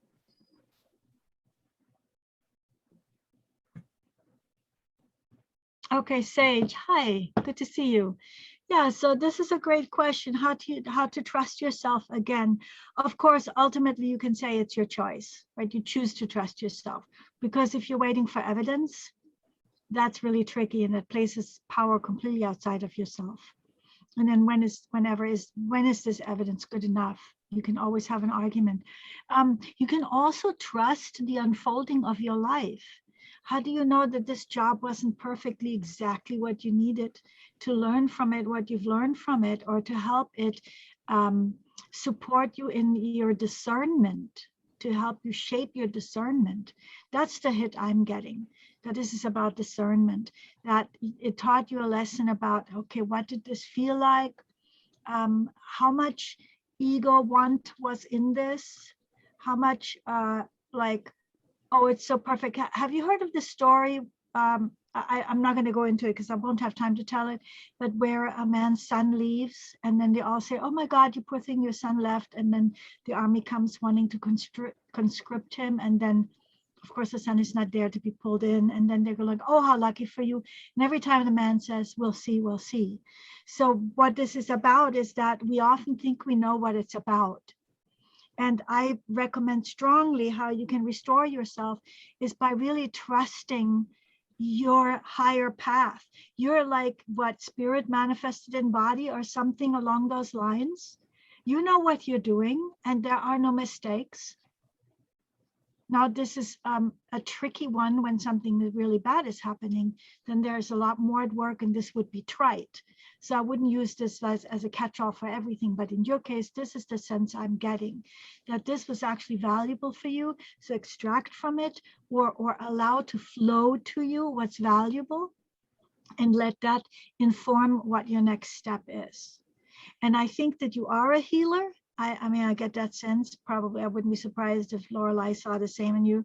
And I think that what's important for you in this hit that I'm getting is what's like immediately I saw you elevating your healing craft, like really elevating it rather than playing nice within the sort of the lower spheres of where healing is happening, usually in the doctor's office and in the hospital. Just allow it to elevate and get a job where that's actually wanted. I heard you say something about being misgendered. Yes. Yeah, me too. I get misgendered to the point of like, who am I even? You know, I go by they, them, I'm non-binary. So I hear you there. Hi, fellow non-binary person. So I hear you there. I think that you can just put that out there, put it out there to the universe. I want that. And I've been doing exactly that. I've been signing every cover letter with my pronouns of like putting it out there of like, this is me and take it or leave it. yeah, and then what you can do, what I do, and I'm over my time, so I'm going to say that real quick, and we can talk about this later if you want to connect with me, what to do about that. You know, I can give you some guidance, is to put out there being a teacher of it, which can get tiring, I get it. But it's really great to meet people with a lot of love around this, and that actually teaches people, whether when you go, oh, I'm just tired of it, then that makes people feel bad and they're not willing to learn as much. Thank you. Thanks, Henry. All right, we've got Karen, then Audrey, then Galactic Ashley, then Susy, and Thorne maybe been here somewhere too. All right, Karen. Hi, Sage. So as you were talking, I was literally like a couple different things dropped in. And the first one is that you were meant to be there for somebody there. Like you were healing and helping others that needed you and your presence and your teaching and your healing in that environment. And so it doesn't feel like a misstep. It doesn't feel like something that you need to second guess or like you made a wrong choice. It's literally feeling like you were the agent there. You were needed. And I have goosebumps all over me as I'm saying that, which to me resonates as like a huge yes. The other thing I wanted, awesome. The other thing I wanted to mention is that you were even saying like, I'm not sure what the lesson here is for me. I haven't gotten to that point yet. It doesn't feel like you're not trusting yourself. It feels like you're still trusting yourself and you're weaving a story of not trusting yourself on top of that. That trust is still there. And you know that you're not making mistakes and you know that you're on the path you need to be on. So it's just that choice of, you know what, I'm not going to enter into that programming and I'm just going to continue on my path because you have it, you know what you need to do, and you already do trust yourself. So just flip that script so that you verbalize and mentally can get on board with what your soul and your heart are telling you to do. Thank you for that. Absolutely. Thank you. Thanks, Karen. All right, we've got Audrey next. Okay, thank you. Hi, Sage. Okay, I want to really resonate with what everybody has said so far. I think that the experience that we go through in our lives, we need to cherish them because there is no moment that's misleading, that's misspent. So I think that as you were in that job, you know, the things that you learn from how people treated you, those are all part of your life lessons, and that makes you stronger probably, and then it helps you deal with the next batch of experience in a much better way. So, you know, just it's a good thing. Okay, now I want to borrow an example from feng shui. Okay, because I have this friend who has family in the Czech, in the European countries, and then so she loves to travel every year. She travels a lot, and it just so happens that she loves world maps of all kinds. So she has them all posted everywhere in her room, and it just so happened that it's like you know, a spiral effect, right? She loves to travel, and so she puts up more things, more decorations in her house about traveling, and so it makes her even more want to travel. So that is part of the feng shui principle, is that whatever that you want to attract, you put them around you. Like maybe you say you want to have a good relationship, so you put you know, a boy and a girl, a picture of love or something. And that is a very, very simple witchcraft. So if you want to get a good job, the next job is going to be a lot of money, no hours, or flexible hours, working smart but not working hard, whatever you want. You can write it down, or you can find an ideal picture and post that. And then plus some other little things, right? So that is a very easy witchcraft and feng shui. So that's nice. Thank you. Thanks, Audrey. All right, we've got Galactic Ashley next. Okay, I don't know how to press start. All right.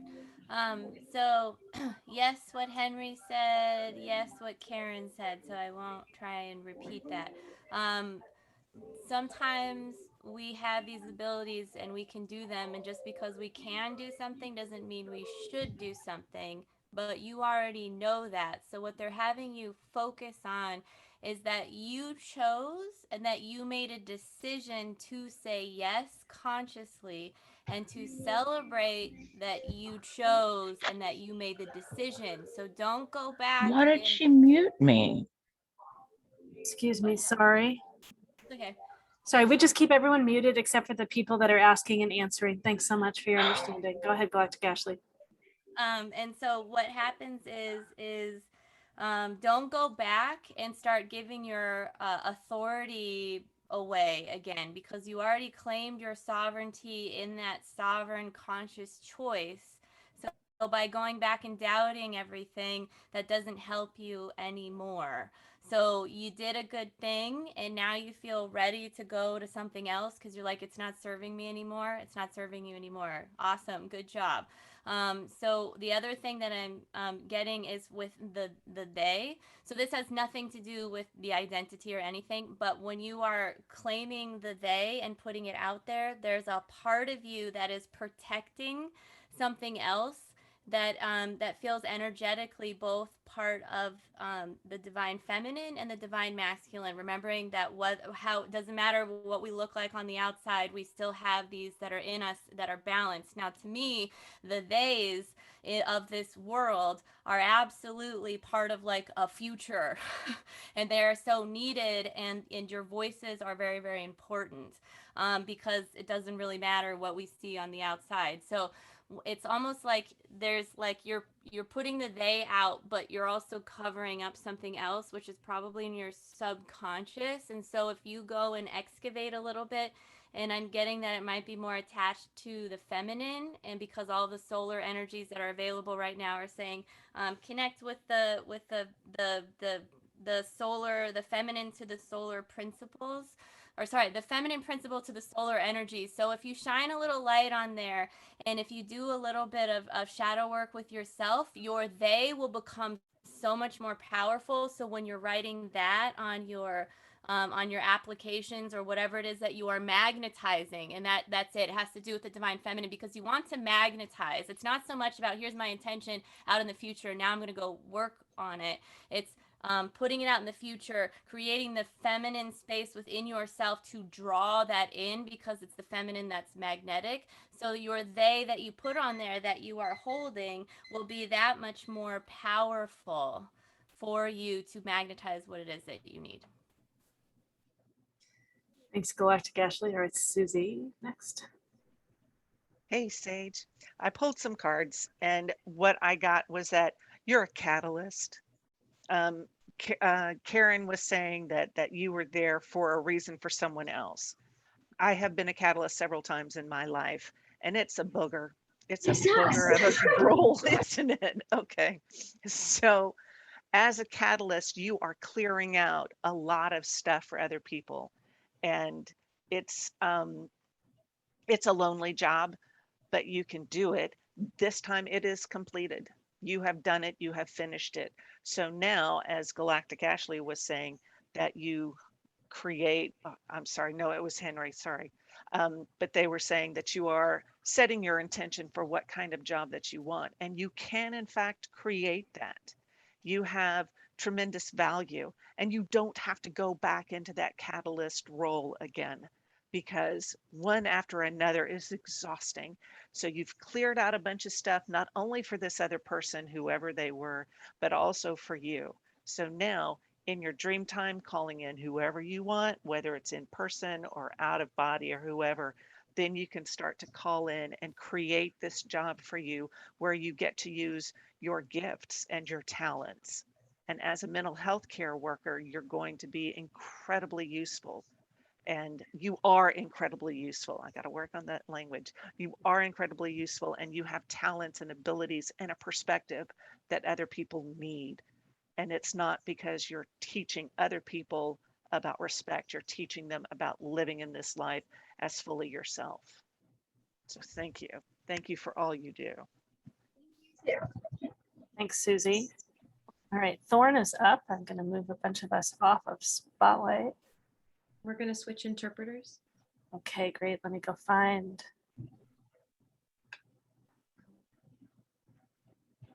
Okay, great. Morgan's up here.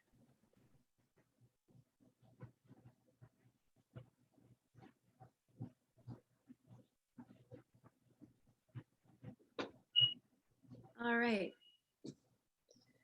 So thank you so much, Sage, for your question. I relate to that so much fully. I really understand and relate with this experience, especially of gender identity, especially in a sensitive fields such as mental health and community work as well. So, wow. I just really want to say thank you. Thank you again for your work in that field.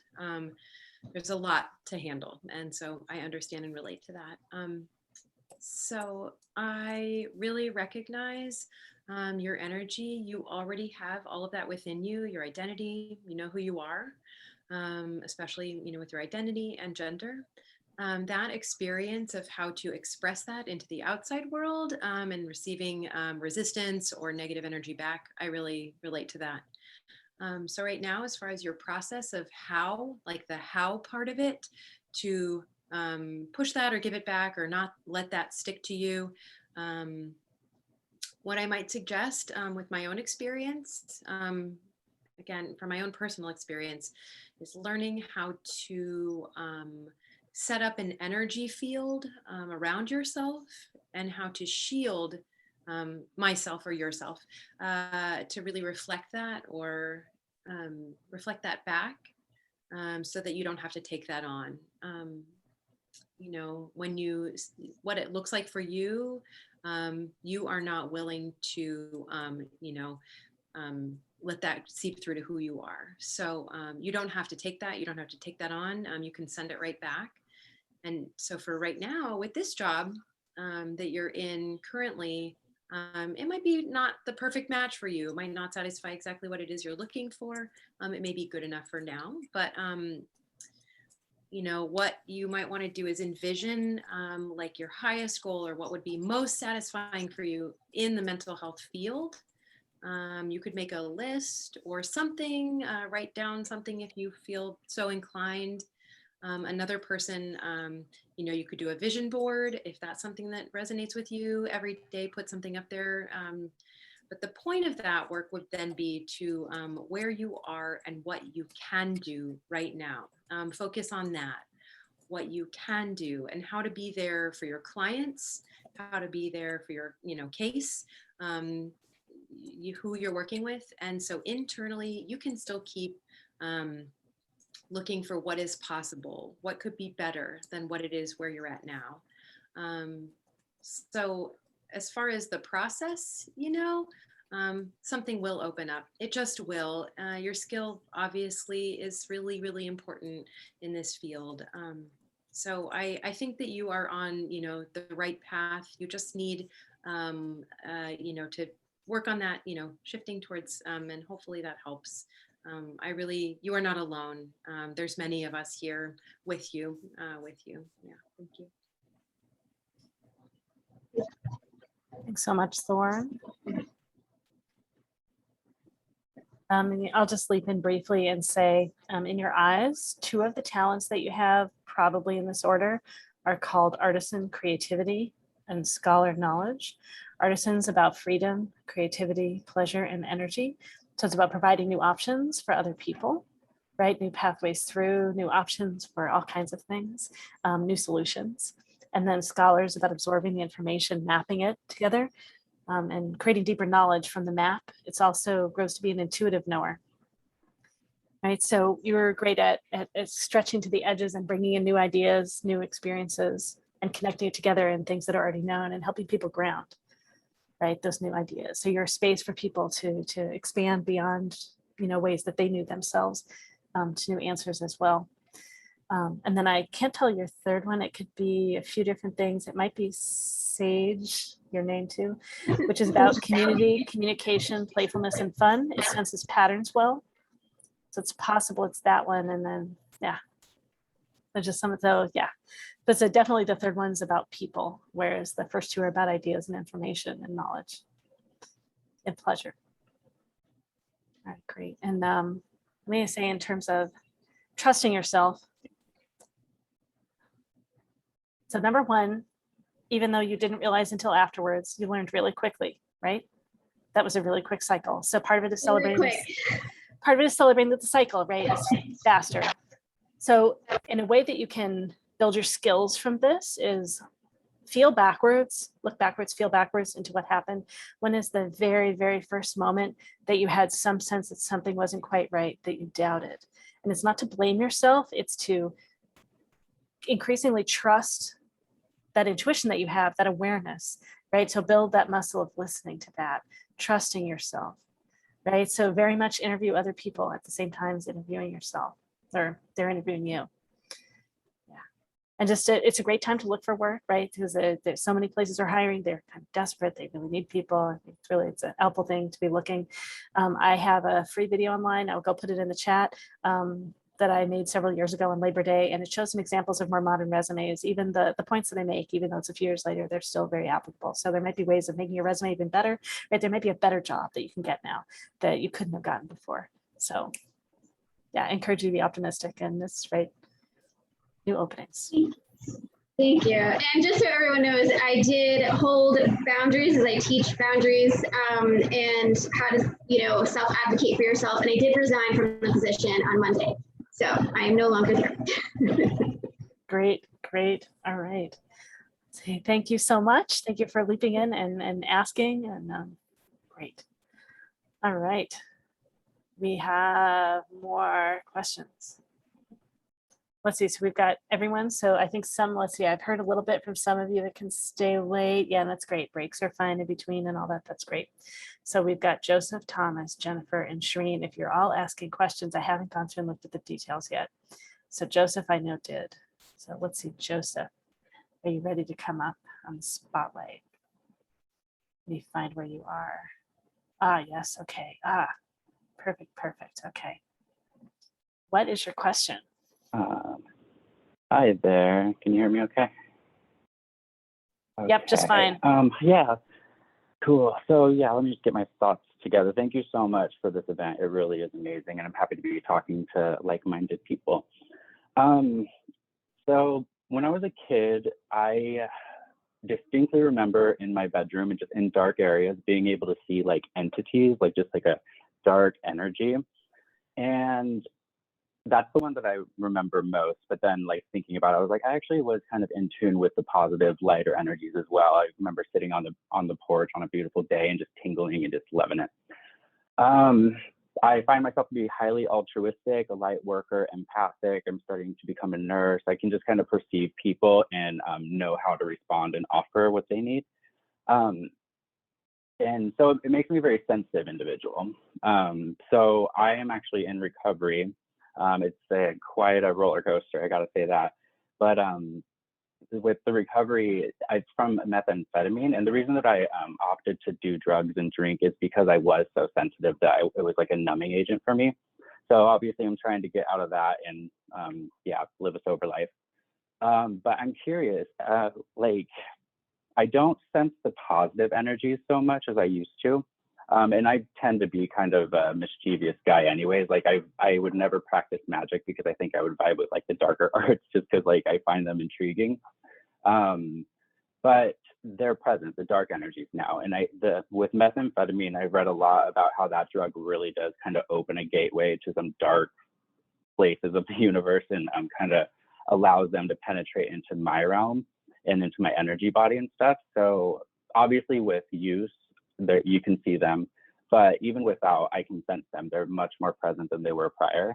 So I've done some reading and I've come across some things saying that the drug can actually have like an energetic link onto you, and there's cleansing and processes that need to take place to try to get that thing away. So I don't know. I think that I just kind of want to pick your brains about the situation I'm working with and any insights you may have to offer. Great. Henry's in line. I'm going to share briefly first before Henry goes. So one of the talents that I pick up in your eyes is currently called priest or priestess. I'm renaming it to be about inspiration. It's about inspiration, vision, passion, motivation. It's about seeing not only what's here, seeing what's possible, wanting to inspire and motivate people to stretch and reach for what's possible. It's naturally emotional, naturally picks up all kinds of emotions in others. And some of the lessons of this talent are about not getting, how to say, I just think that your experience kind of knocked you down in the lessons. I think that's part of what's going on. So in the earlier lessons, they get attached to what they see and they can be judgmental and intense and like fixated on that and see the glass half empty. And I think that you've been doing some of that to yourself too. And so focusing on the, not to get caught in like bliss, but to focus on the positive, see the glass half full, see what could be, celebrate progress. So for you, for others, celebrating progress, celebrating what's good, seeing the good in people, the possibility of going on the journey, like listing off, see if you can roll off 20 appreciations of yourself, 20 appreciations of others. You don't have to say it to them. Like start small, like appreciate that your ears hold up your, right? Hold up your earphones, your hat, your head holds up your hat. Like start small if you want, and then just grow and let it get bigger. Yes. My recovery community would totally support that. Yeah, but so it's like surrounding yourself in that positive energy and appreciation and knowing that you're on your journey. I mean, the highest journey of this one is to not be attached and to trust that it's a path, a journey, and that the progress is perfect. I could work on that. I do want to mention too, I forgot earlier, I also have this tendency, like I love to study and I'm very anthropological and just like to observe. So when these entities, I call them, are present, I antagonize them almost, or I like kind of play with it and just kind of push the boundaries. That gets me into so much trouble in life. But that inclination to do that as well, like that troublesome nature, I question sometimes, is that the influence of my experiences or a characteristic trait? You know, I just don't know where that lies either. Right. I just want to mention that too. Yeah, and I said, so one of their township is called to mess with. Scholar, and I want to make sure I don't go too long. It's okay. You could set an intention of my aim is to dance with you and not entangle with you. Oh, okay. That's right. Cool. That there are ways that you can allow this nature of yourself to be present and to not have it be hurtful to you and to others in that way. Yeah. Cool. I like just that. Ideas. All right. Let's see. So we've got Henry, Galactic, Ashley, Audrey, and Karen. All right. Henry and timer. Go ahead. Okay. Oh, timer. I love this timer thing. It's so helpful. Just lovely. Thank you so much, Laureli, with working with me with this. This is great. Okay. I pulled a card. Haven't been doing it this evening, but I did it this evening. Can you see that? Higher view. So language is inherently hierarchical. So higher isn't necessarily higher, but perhaps more expanded view. So when I say that to you, higher view, what do you hear there? Higher view? Yeah. Oh gosh. Like in one I'm very literal. word. Give me one word so we can go on. Bird's eye view. Yeah, okay, good. I like it. Bird's eye view. Yeah. So you're down there with the shadows, going like, what are you doing? What's happening? You're kind of cool. You know, it's like you kind of have like a little bit of a bad boy infatuation there. Yeah. Right. So, you know, the question is if you, you know, what your commitment is. Do you actually just love having that stuff hang around and you kind of, you know, it's just fine or not? So I'm going to go with in case not, because if you do, you know, then you've got no problems because you already got what you want then. But if not, then be aware that your interests empowers the presence. Right. So, I had something in my life that became present, and I had the great fortune to work with the very last Roman Catholic exorcist, who was no longer an exorcist when I saw her, but she had been one before. And so one of the things she said to me is, go back into your house, into your car, into your work, like I had my own business, and clear out anything and everything that has to do with this. And you know what those things are. And like, these books, I love these books, those books. And so like that. So do you want to make a change? Because I don't get that sense from you. I think the change lies in succeeding in recovery, because it's very much linked to a drug. It's not the only link, but it's a big one. So I think not mastering, because recovery is lifelong, but getting to a much more stable level with that, I think is a big one that would kind of alleviate the strength of it probably. So that certainly will. And if you get rid of anything and everything that is connected with that, and you may not realize right now what's connected with it. So go through your house, pay attention. Okay. I'll keep an eye out. And clean your house out, and perhaps even hire somebody to come and do a tremendous healing for you, for your whole space, and do an ancestral healing and doing healing all the way through your past, because all your past and your present and future are happening at the same time on the quantum level. So you can do a healing all around for everything, including your future. All right, my turn. Awesome. Thank you. You're welcome. Thanks, Henry. All right, we've got Galactic Ashley next.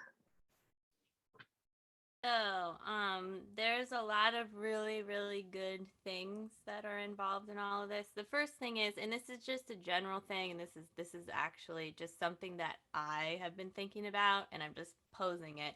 I understand, but I don't know, because I have not been an addict in this lifetime.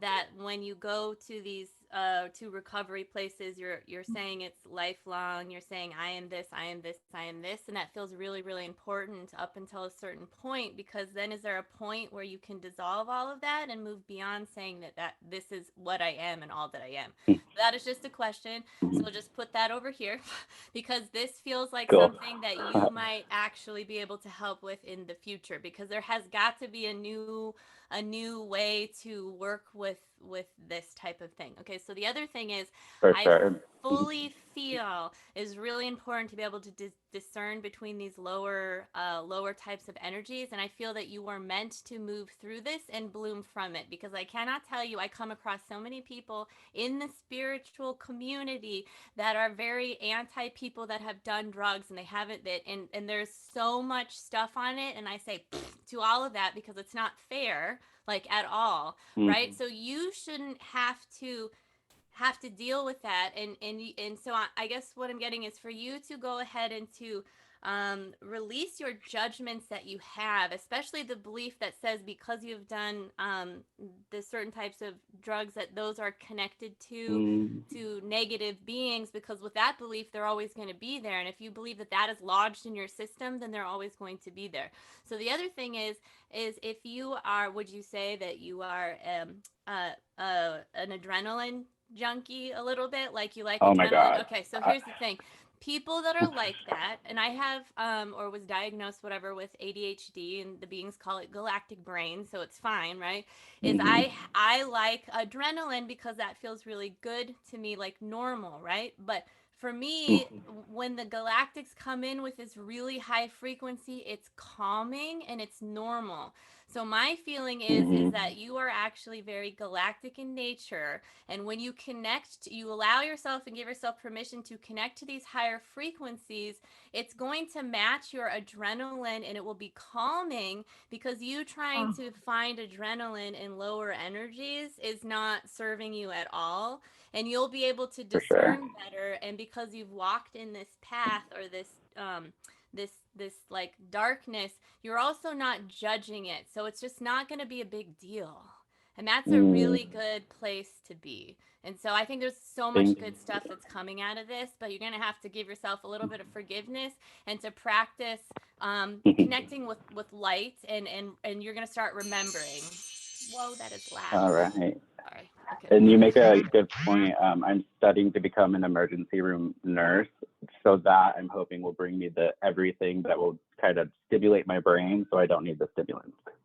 Right, and I feel like there's a lot of we'll just say electric resonance or whatever. So I totally get you, and I feel you, and I understand. I'm the first one to jump off of a cliff, and I've done all kinds of dumb things, and sort of look for that stuff. But it's like once you start remembering, you're like, oh, I'm actually very much wired to connect to these really high frequencies, and that is my normal. It makes things just so much easier. Okay, cool. And when we're done, you'll want to look in the chat. There's a bunch of stuff in the chat too, like Thorne just wrote about some stones and Oh, things cool. like that. Let's see. So we've got Audrey next. Okay, hi. Hello, Joseph. Okay, so from what I pick up about you is that you're a very sentimental, there's a great emotional factor about you. So, or also that's part of the lessons that you want to learn in this life by this earth experience. So I feel that you just need a lot of people in your life to care about, to love. And I feel that when in those drug days, I think it was like a chain or attachment for you to attach to something meaningful to you. Maybe that was not a good method or something, but anyway, in those days you had a lot of attachment, and I feel that you still need to work on any other attachment in your life, like a family or lovers and all kinds of different emotional things. Now, with the spirits that you're talking about, I see a lot of the random spirits that come, passing by, passing through, So I don't, I did ask for you if it's a particular spirit guide for you. And my answer was that it was not just one. It was actually a few here and there, or in and out, and they left. And maybe that's, you said that you're working on EMT. Maybe that's some kind of passing by some spirits, and you have, you're doing this very nice, genuine, feelings, intention that you have. And so they all want to attract and gather around you. And I feel that that's a talent that you have. And in today's conversation on witchcraft and alchemy, now I feel that the way to replace your drug need addiction is that you want to fill with the replacement of more loving relationships. And that is just a very easy, logical way to to switch off, to switch to a different way. And I see a lot of that professional emphasis coming into your life, like, oh, I put my energy into the profession and I'm doing really good. So I see that for you. So you don't need to do a lot of like a specific witchcraft or spells or anything, but just by projecting that or attending to the people in your life and working on those relationships will definitely help you. I hope that helps. All right, awesome. Thank you. Welcome. Thank you. All right, thanks, Audrey. Let's see, we're gonna have Karen up, but I need to switch interpreters. Let's go see. Okay, just one moment. Okay, Grace is up front. Go ahead. Okay, I've lost you now. Oh, there you are. Sorry. Okay, Karen is next. Yeah. Okay, so first, congratulations on your recovery. May I ask how soon, how recently it's been? Because I want to make sure to craft this correctly. This will be the first group for me to say that I am starting over. Day Okay. one. All right, awesome. Congratulations. Thank you. So the first thing I want to say is that what I'm seeing is kind of like do you know the cicadas that are all over right now? They step out of their shell and they turn into something new. And that's the visual that I'm getting. It's like this leaving behind like the shell and moving forward. And it's really a decision to take that step and to, maybe even that visualization of just before you go to bed tonight of just, okay, I'm leaving this all behind and stepping forward into what's new and what's next for me, and leave it behind. Really set that intention and that visualization. To support you, you were talking about like the physical effects, I think. You know, like you probably want to do an energetic cleanse and then a physical cleanse. Things like dandelion tea, things like cilantro can help cleanse your body and to really remove all of that frequency from your energy field as well. And then there are certainly a gazillion meditations that you can find on YouTube with like cell regeneration. You really want to support your body so that your physicality can sort of find its new homeostasis and really start to thrive without what it's been used to thriving on. So that's the physicality and the moving on aspect. I also got a visual of amethyst crystals, which are known to be sobriety stones. And yeah, so it might be something that's good to hold in your pocket at times when you're teetering or struggling, or, you know, I was getting a visual of a bracelet too. I don't know if that would be up your alley, but some kind of physical reminder. And Ashley's also talking about detoxing for the 5G stuff. And there's a whole bunch of crystals you can look up for that as well. Although I think she's talking about that for cilantro. Anyway, in terms of the entities, and I'm going to agree with, I think it was Galactic Ashley talking about that separation, that the entities don't have anything to do with the drug use and the drug abuse. So don't necessarily link them together. So many people turn to drugs because they are sensitive and because they don't know how to express what they're feeling and going through. So I want to ask you, the entities that you're coming in contact with, do you feel that they're harming you? Are you being impacted in a negative way, or are you playing with them and exploring and having fun? Because I don't think you necessarily need to close it down. And I don't get any, what I'm going to call bad vibes, because I question whether there's really good or bad, because everybody has their own energy stream that they're coming from, right? And so what is good to me might be bad to you and vice versa, right? So even when it comes to the energetic level and entities, they might not have the same perspectives that you do or I do. So if they are feeling harmful or like something you think you need to move away from, if your gut instinct is that you shouldn't be interacting with them, then I would say go through a space clearing and kind of learn techniques to really close off from them. But if they're not harming you and there's something that you enjoy playing with, don't just say because they're dark, you need to stay away from them. And I think I'm being told I need to stop talking. But don't just shy away just because you think that's what's expected. Really tap into what feels good and be open to exploring. Sorry. Cool, thank you. I like the diversion of the drug from the entity, because with that, it's because they're not harming me. And like I threw a earplug at them last night or the other night, like, you know, things like that. So that's nice to hear. Thank you. Great. And Thorne, I don't think you've shared yet. If you have something you want to share, come on up. And then also, Joseph, I'll just, one other thing about the inspiration talent, priestess talent, is you do pick up emotions from all sorts of people, right? So all sorts of beings, right? That's that's one of the ways that you play, right? And it can feel overwhelming to feel it all. So you just may be picking up stuff from all kinds of people around, right? And it's not necessarily these negative energies. Right? Yeah, I've been told I'm like a radar dish. I just take it. Yeah. So you can let them like go pass through, like you can be aware of them and have them pass through. You don't have to have them feel like they're coming in or anything like that. Yeah. Thorne, Cool. did you want to come up? You don't have to, Thorne. I just wanted to give you an option.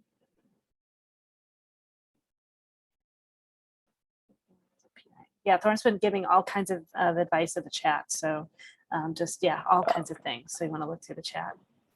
All right, great. Right. Thank you, Joseph. Well, thank you so much. And yeah, so celebrate. Yeah, right. And I don't know the like language you're supposed to use, but yeah, every day's a new start. So thank you so much for starting over. And yeah, thanks.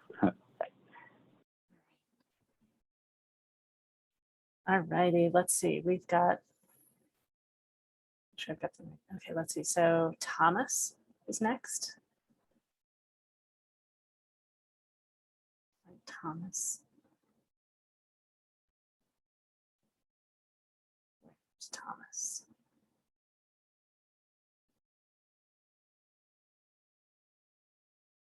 I don't see Thomas. Moment. All right, so Thomas may not be here. I can't tell for everybody who gave a donation and who is asking a question. All right, let's jump to Jennifer. If you are ready.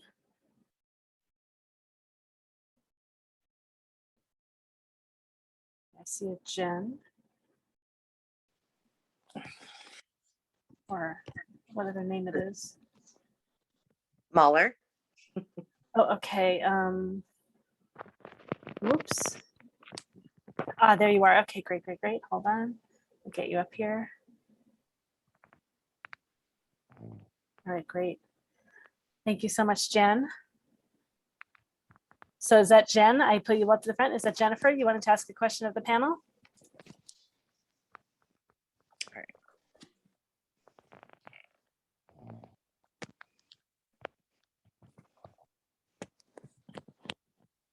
All right, we've got you up here, Jen. What is your question? I just wanted to know why it seems like everything I have to do, it has to be the hard way. I know that I have guardian angels and things do work out, but it seems like I always have to take the long road, the hard road. Everything from love, having bosses that just suck the energy out of me, to, you know, my friends. I seem to also pick up people that are, you know, emotionally damaged, and I help them, but it's draining. But I mean, I just feel like I can't make sense of what's going on. Great. I know a bunch of us are probably gonna have things to share. Just as a first, I'm gonna say first thing, and Susy's gonna go. What's it like for you to say some of that differently right now? If you're willing, just feel what this is like in your body as you say this. I used to choose the hard way. Okay. What's it like for you to say it? Yeah. I used to choose the hard way. I used to pick up people that were emotionally damaged. I used to pick up people who are emotionally damaged. I used to drain myself. I used to drain myself. And it's just I'm willing to learn to not do those things anymore. I'm willing to learn not to do these things anymore. And how does it feel? What is it like inside you? Tingly. So it feels a little lighter, but yes. So I'd encourage you, anytime that you're talking about this and exploring this, is just number one, talk about it as the past, because energetically that's creating the openness to a new way right now, as you say it. Okay. Yeah, and then chances are you learned to do these kinds of things as a child. You grew up in a situation where it was expected of you, it was demanded of you. And if you hadn't done it, you might not have lived to get here. Right? So part of it is appreciating, loving these parts of you that learned to do this. And then one of the analogies that's used is like grabbing the steering wheel of the bus, right? We have all these different parts. And so who's grabbed the steering wheel? And this part of you got you here by grabbing the steering wheel. And so you're like lovingly like setting this part, like, I love that you got me here and I got it now. I got it now. Right? And when it tries to grab it again, like, I got it now. I love you. Thank you so much for doing this. Right? Not a pushing it away, but a like, you totally have been of service to me. Okay. That makes sense. I like that. All right. So we got Susie, Karen, Audrey, Henry. All right. So Susie is up first. Hey, Jen, what I got was past lives. And are you open to hearing about some of them? Yes. I've always wanted to know what the hell I did in a past life. Because the card I pulled was karma or DNA. So in looking at past lives, I see that you had several lifetimes in which you were subservient, and it was to the point of giving up yourself to whoever was in charge of you, whoever was your master. Your master. You were enslaved in Greece, and you were enslaved in, you know, like in the on the eastern seaboard, and I'm seeing some in Europe, Great Britain, Scotland, and Eastern Europe.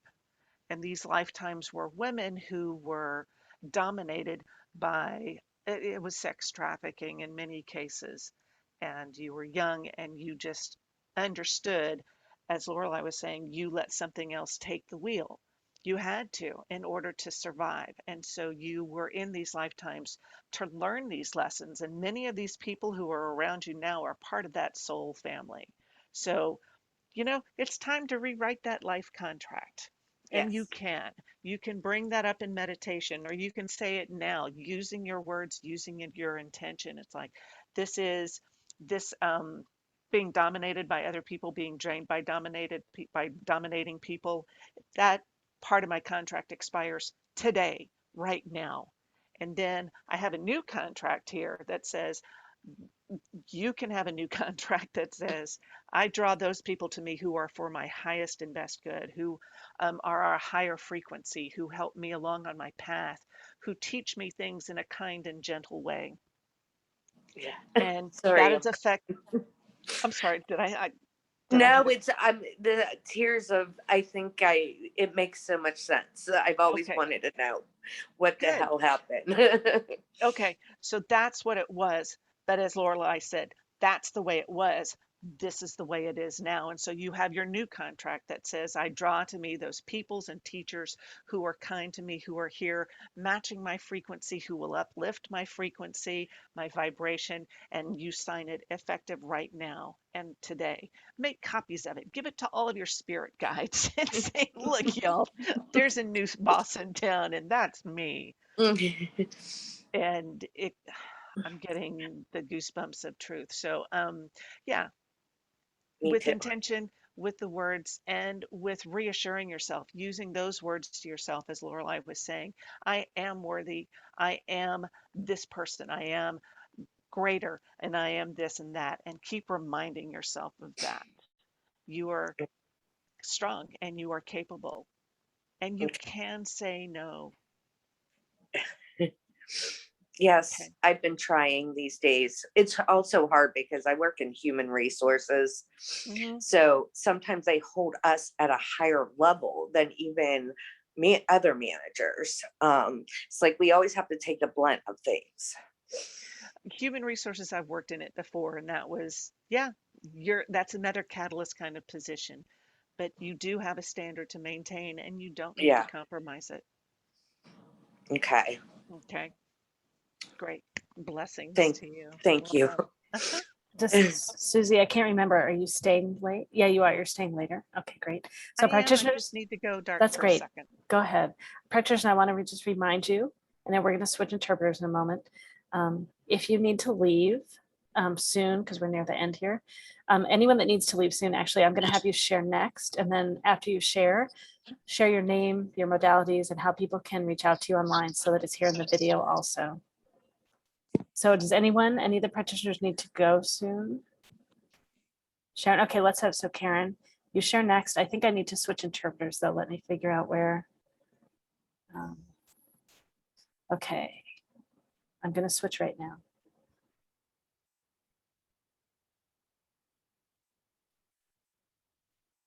Okay, great. I think we've got Morgan up.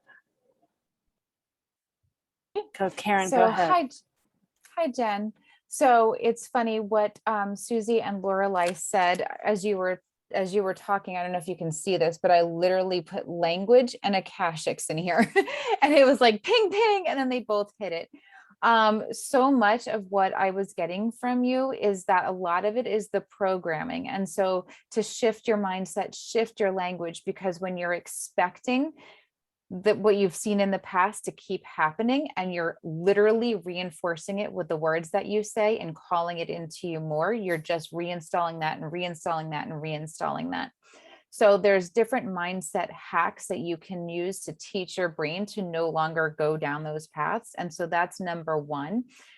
Something that I use is just a cancel clear, and I literally take it back and erase it after I've said something that's not helpful. And to be honest, I don't really do that anymore because I've reprogrammed my brain in that way.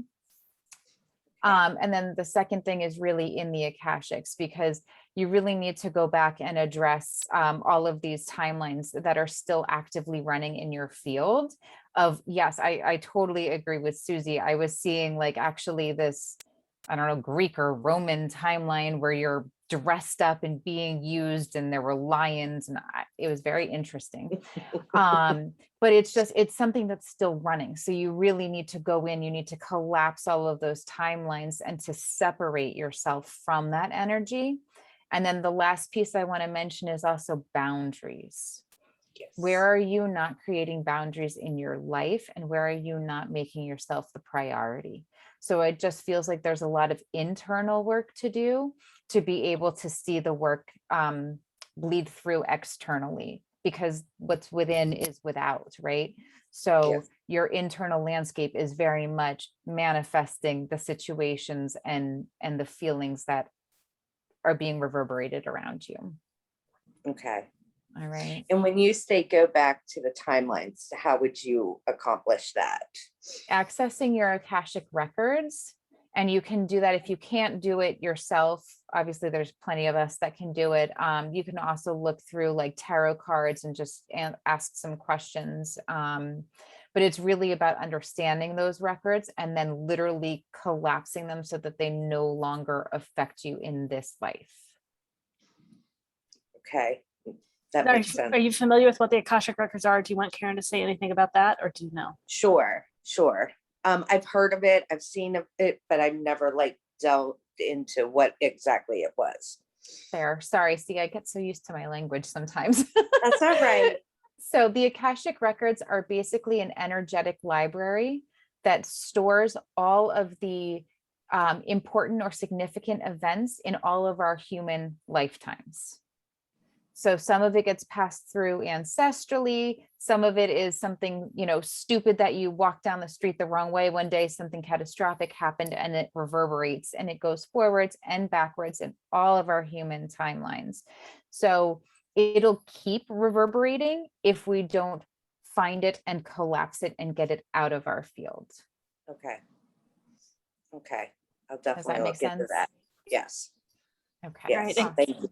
Karen, share your name, your modalities, and how people can contact you. All right. So my name is Karen Coccia. I'm a quantum healer and soul alignment coach. You can find me on Facebook at Soul Alignment with Karen Coccia, or Finding Soul Alignment with Karen Coccia is a private group where I offer some extra support. I'm here to help people really connect to the lives they came here to lead, to clear out all of the stuff so you can truly turn back on, clear out everything that's interfering with the lives that we came here to live. And you can find me on KarenCoccia.com. I'm offering $10 off sessions with coupon code MeWe. It has been such a pleasure and honor tonight. Thank you all. It's been great to have you, Karen. And Karen Coccia is spelled KarenCoccia. Thanks so much, Karen. Thank you. Thank you. Practitioners, anyone else have to leave promptly? We're all good. We're staying for a little bit. Okay. Audrey is next. Hey, hello, Jen. Okay, Hi, Audrey. I felt, hey, nice to see you. I picked up two things about you, two different, areas, two emphasis. So the first thing that I saw was that there was this anticipation, like waiting, maybe, for a long time since you were young, since you were a teenager, or whenever that started, you're waiting for something to happen, waiting for that accomplishment, or, just a long waiting period. Maybe that nothing happened that reached your expectation, or maybe nothing that really to you qualified as an accomplishment.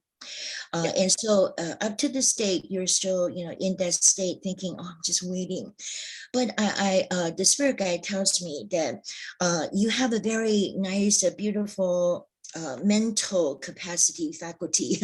you are very good at talking, bringing people together by your knowledge, that kind of thing.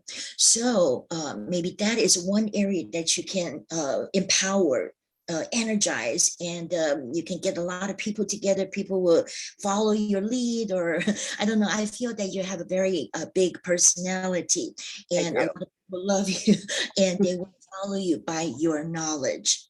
So that would be a direction for you to go, even if it's not like money, right? If you have a group and you're not making tons of money with it, but still that knowledge accomplishment, or that knowledge fulfillment, or the knowledge of connecting people together, that is something that will lead you to the future era of your life. And I think that's something that you're going, that's the direction that you're going. And since we're talking about the witchcraft and alchemy today, I think there are probably some nice crystals that you can use to energize your mind, not to be all over the place, but definitely help you focus in certain areas. And that would really help you. Okay. Best of luck to you. Yeah. Well, thank you very much. Thank you. Great. Thank you, Audrey. All right, we've got Henry next. Henry, timer. Yeah. Hi, Henry. Hi, Jen. Okay, so as I am wont to do, I second guess my cards, and it didn't help. So I'm going to have to stick with what it said to me originally. Spirit of gratitude. See, spirit of gratitude. So I'm not in any way thinking that this card is saying that you're not having gratitude, but spirit of gratitude is very directed. Does that make sense to you? Yes. Yes. So you're, in a nutshell, everything is hard. Yes. I mean, I even want to show you, I broke, Yeah. I didn't break an ankle. I sprained the right one too. So I'm going to say something really off the wall, really off the wall here for you. I think you're a rebel by heart, and you're stopping yourself.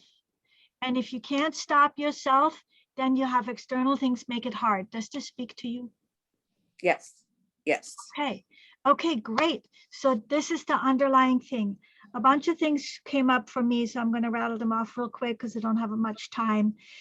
Create positive smells for yourself, especially lemon and orange. Buy some citron, little pieces of citron, put them around your bed. Create a new neural network, new response by using aromatherapy, especially the lemon and the orange. Start with lemon and then finish with orange. So be in a place you love that makes you not feel like things are hard. Do you have a place like that in your house? Yes, I do. Great. Be in that space and then think about the stuff that's hard.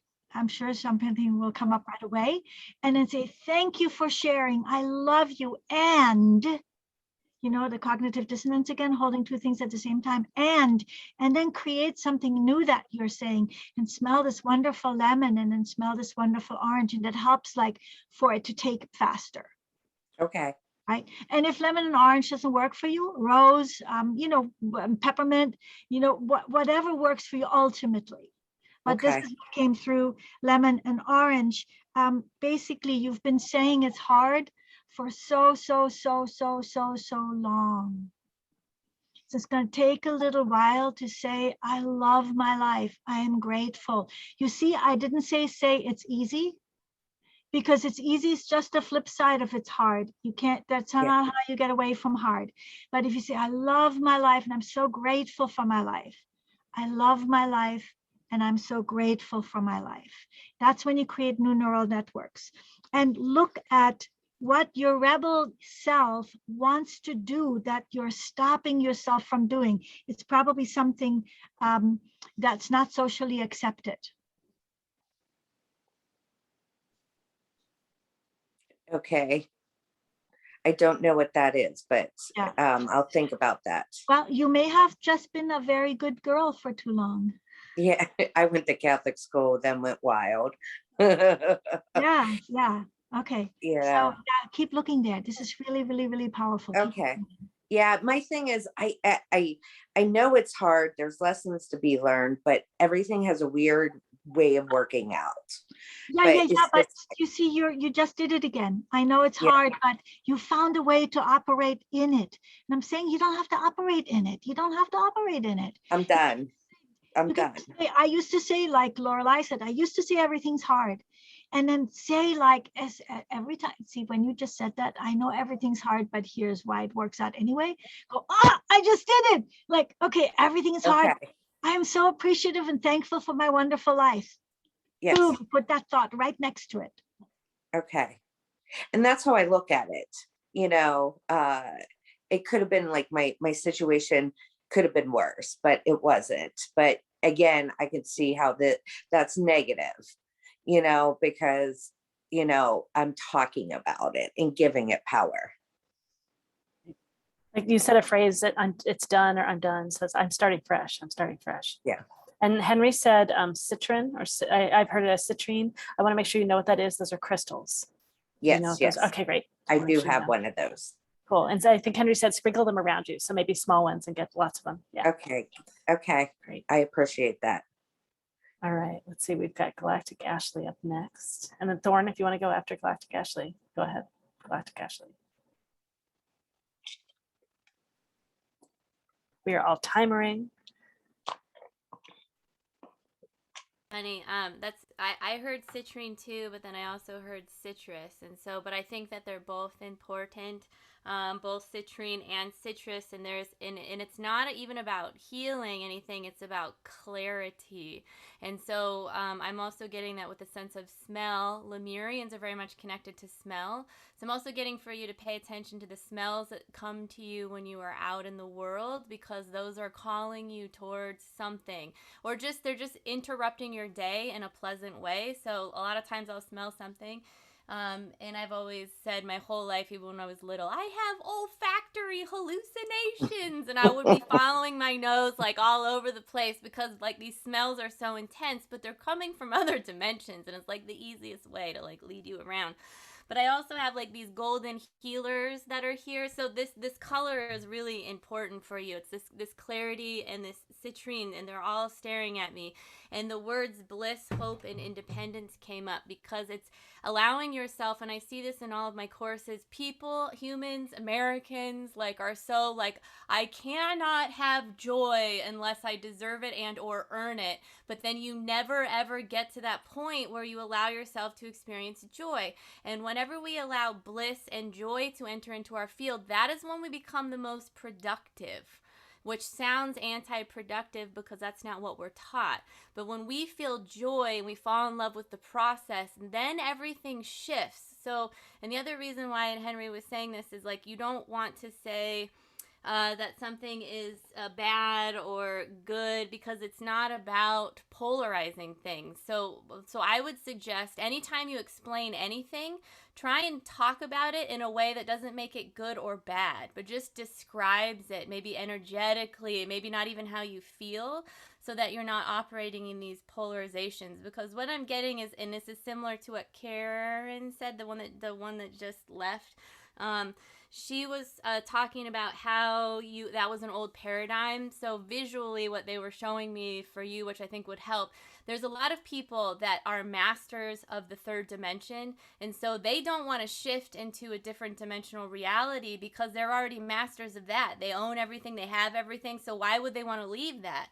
So you're being asked, like your consciousness no longer is in that pond. So if you just imagine like this flying frog, like leaving that consciousness stream and jumping into the next pond, and that pond is going to operate a little bit differently, but it doesn't mean that life isn't difficult or that you won't have challenges. So being a highly spiritual person has nothing to do with challenges. It has to do with a perspective that you see the challenge, which allows you to flow through it easier, if that makes sense. So it doesn't mean that your life gets simple and easy. You just understand it, you see what it is, you're not attaching to it, and you flow through it. And that is the beauty of it. And there is something, you don't need to worry about what it is yet, that like there's an independence in something that's whatever accepted, that Henry said, that is there. But don't worry about what that is, because it will show itself to you, and you'll be like, that one day at that one panel on that Zoom with all those faces, that one time, this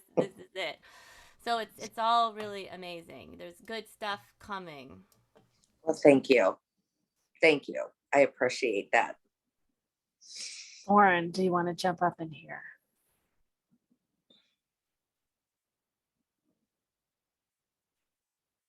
Thorne, a moment to see. Oh, all right. Okay, let me move some of us out. Hello. Alrighty. Hi. Go ahead. Yes. Hi there. I just want to say that I really support all the other practitioners. What they said seems really right on to me as well. I do also really, the point is just to trust yourself. Follow your intuition, listen, with your head and your heart. Keep looking at that. Also patterns that show up. Ask that pattern. Is it serving me well? Or, can I let go of that? Is it no longer serving me? If you do feel like connected to the pattern or it's positive, it has a positive influence on you, keep doing that. But if the pattern does not suit you, or it feels like it's bringing negativity to your life, or that it's time to let go of the pattern, you can do some cord cutting or cleansing or something like that. If you still feel stuck or it's stuck to you, a good idea might be to partner with some almost like teamwork, if you will. Ask for some assistance, cleansing or cutting and letting go of that pattern.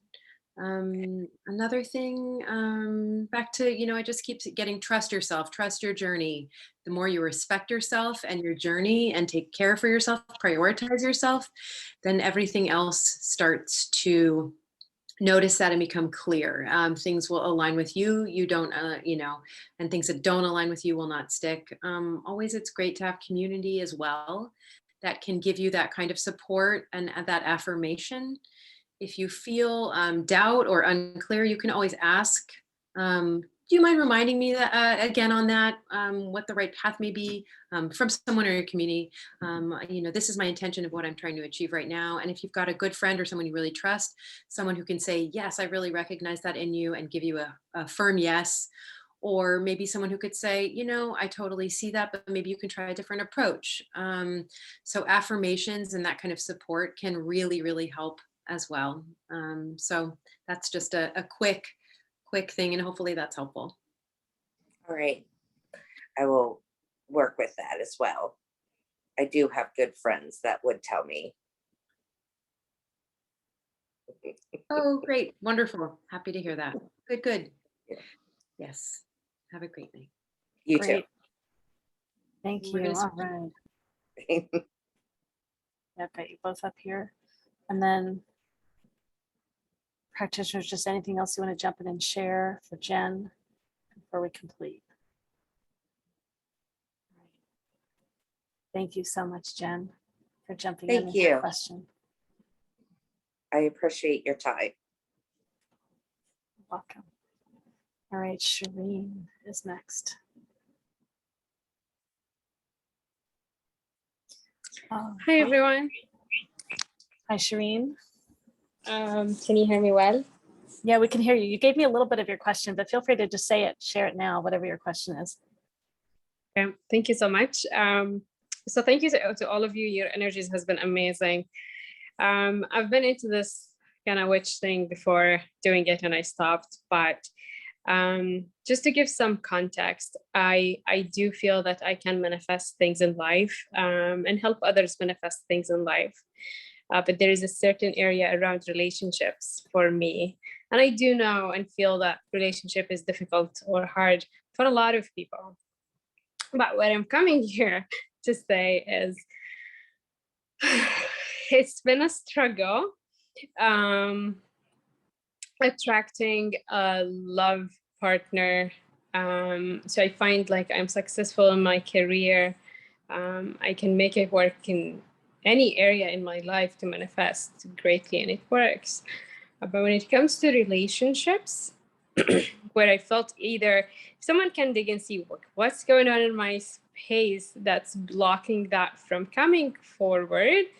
And the second part is to help me do enough visualization into it and energy into it to help manifest it. I feel like whatever energy I have put so far, something isn't manifesting it yet. Is that clear? It is. It's great. And I'm going to jump in again first. I'm a matchmaker also.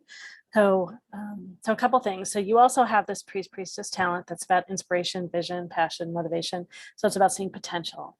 And one struggle that a lot of people that have this talent have with dating is that they date the potential rather than where the person is right now. So I don't know if that make any sense to you. You see deeper potential in them. You see how they could show up in a good way, and then they don't show up in a good way.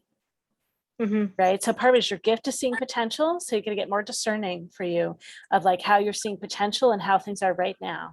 So just keep reminding you about anything in your life, like any kids that are in your life, just any friends that are in your life, distinguishing their potential, where they are, keep coming back to grounding into where someone is. So when you're on a date, right, get more aware of like, oh, the potential. Okay, where are they right now? How are they showing up right now? It's particularly great with dates looking at how they show up with friends and things like that, how they show up in their life. I'm not timing myself, so I got to get the timer on for me. And like looking at their posts on social media, how do they show up grounded right now? That's one thing. The other thing is I'm imagining, don't know, your father talked a good story and seemed like he was available, and then he wasn't really available. Is that true?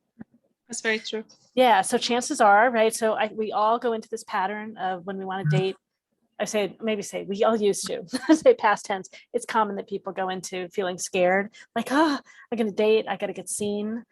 And so we go back to those strategies of getting seen the same way we got seen as kids. So we try to appease the same type of person. So there's a part of you that's still probably trying to get seen and loved by your father. Right. So part of it is grieving that and grieving just the pain and the tension of like all that you've gone through to try to get seen by him. And like he's just not available for that in the ways that you would want him to be. Right. And I'm worthy of someone that's here, someone who sees me, someone who meets me, someone who's really stretching to live their potential, not just that they could. Right. I'm writing down what you're saying. Yeah, it's great. And by the way, you can, so there are subtitles and you can like see all the subtitles and save the subtitles too from this. Might be a little harder on a phone. Oh, okay. But yeah, and this is recorded. And what else? There's something about that I wanted to say. So your gift is seeing potential, right? And then the big challenge, right, is like people that are realizing their potential. So, can I add, I want a Yeah. successful person. Previously, I used to date just based on love, and now that doesn't work. I want someone my caliber and more. I don't want to deal with ego stuff anymore. I was saying you're particularly right, emotionally passionate in general, right? So letting yourself look into someone's eyes, right, and feel like you want to feel emotional connection in their eyes too. Like not going, if you date men, not going for a tough, like a guy. You want to find someone that actually is really in touch with their feminine side. Like, yeah. All right, let me pass it on to other people. Okay, we've got Henry and Audrey. Henry, both of us timer. I'm resetting mine. Okay, timer. Yay. We're all helping each other. Shireen. Yes. Saying that right, Shireen. Hello. Okay, so starting the timer. Okay, so Shireen, a couple of things. One, I have a wonderful article that is up that you can find if you go how to attract my divine lover. So you can find how to attract your divine lover. So if you put that in Google, it'll come right up on the top, and read that. And so I will not address what's in that article. So what I have is, first of all, surround yourself with lavender and rose. Do you like those? Surround myself with lavender and rose. Yes, and I buy myself rose flowers on Thursdays. Okay, great. And like really let that speak to filling your life with love, with a loving person. Because if you just buy the flowers because you like them, make that connection, right? That this is for that. It's like creating a sacredness to that. Does that make sense to you? Yes. Okay. the strongest hit that I get. So this How to Attract Your Divine Lover is about healing yourself in some sense. So I will not address that now. What I'm going to address now is that the strong hit I'm getting, like hits me in the head. It keeps saying, spit it out already, is to be more true to yourself, to be more authentic with people rather than pleasing or acceptable or understandable. Do you know what I'm talking about? Mm-hmm. So that if I don't like them, I say I don't like you. That's what you mean? No, what I mean is that the way you present yourself is a very attractive package. Don't present yourself as you truly are.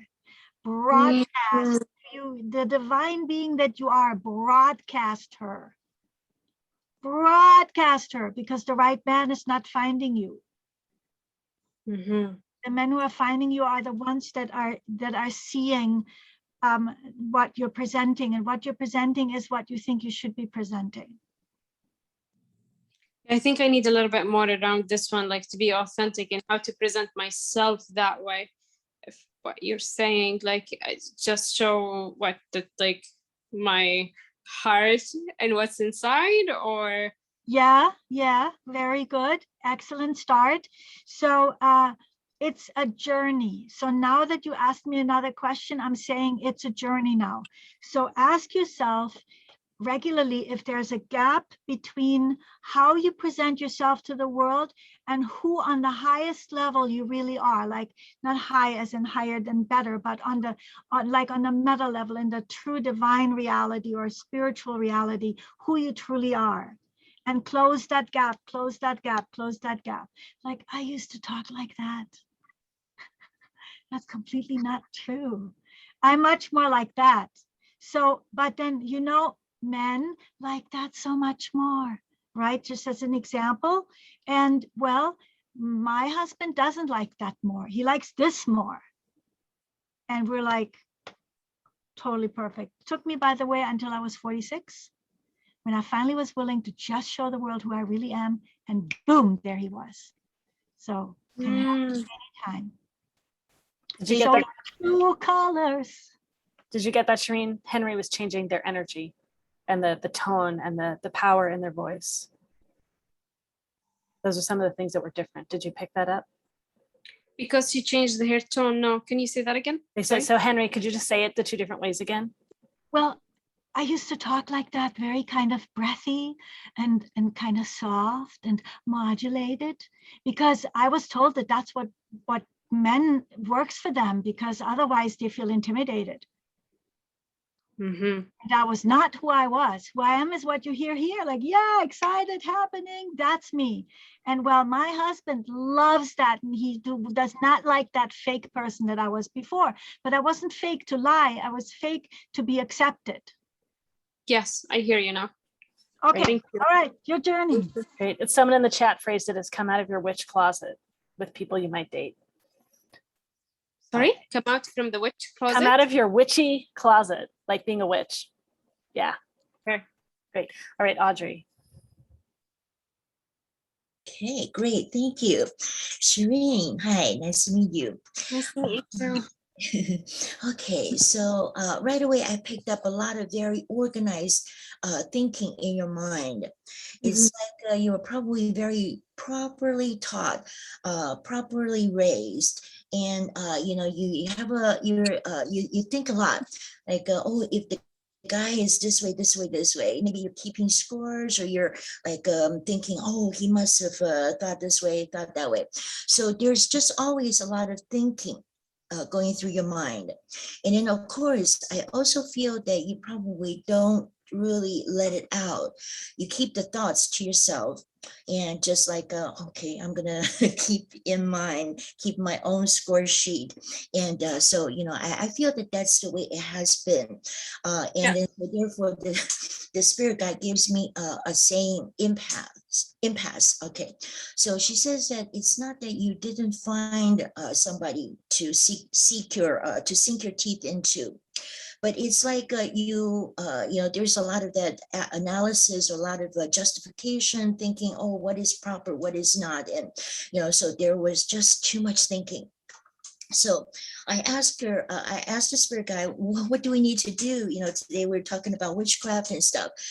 So she gave me a word, trickery, trickery.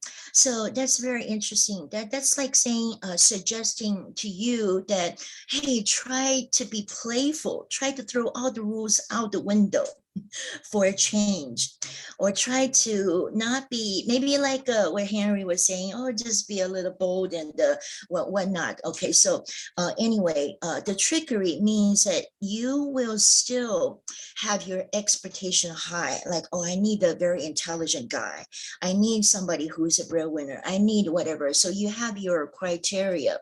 However, the game, the rules of the dating game needs to change somewhat. So trickery is probably like saying, oh, I don't want to see you anymore. But then, just to switch things around, just to make it fun, just different. And then that will bring you still the same kind of intelligent guy that you've always wanted. But your own attitude, your own ways of doing things, attracting the right person will be different. And so therefore the result will be different. But that I'm not asking you to change your expectation about, oh, I don't need a guy who's a PhD. You still will get that. Whatever that you want in a man, you will still get it. But it's just that your way of playing the game has to be different. Yeah, do you understand? Yeah, for me to be more playful around it, I need to go there. So to be honest, not easy to do it, and that's not how I function. I know.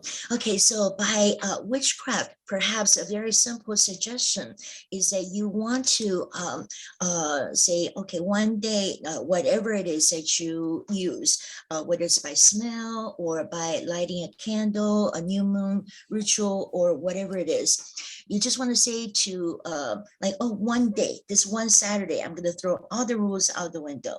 Just one day, starting from something that's very simple, very easy.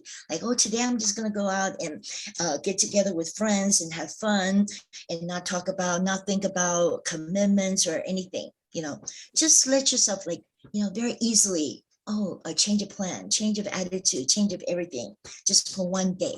And then that will gradually help you, sink into something different, a different energy. Okay, thank you. Thanks so much, Audrey. All right, we've got Galactic, Ashley, and then Thorne, and then Susy. Okay, so I tend to, not to be a jerk, this has nothing to do with you, but a lot of times when people ask love questions, there's this part of me or the energy or the dragons or whatever, and they're just like, ugh, because the person is like not even close to being ready for that, but like, and it becomes a distraction. But with you, you're like very close to being ready, and I'm like, oh, this is a real thing.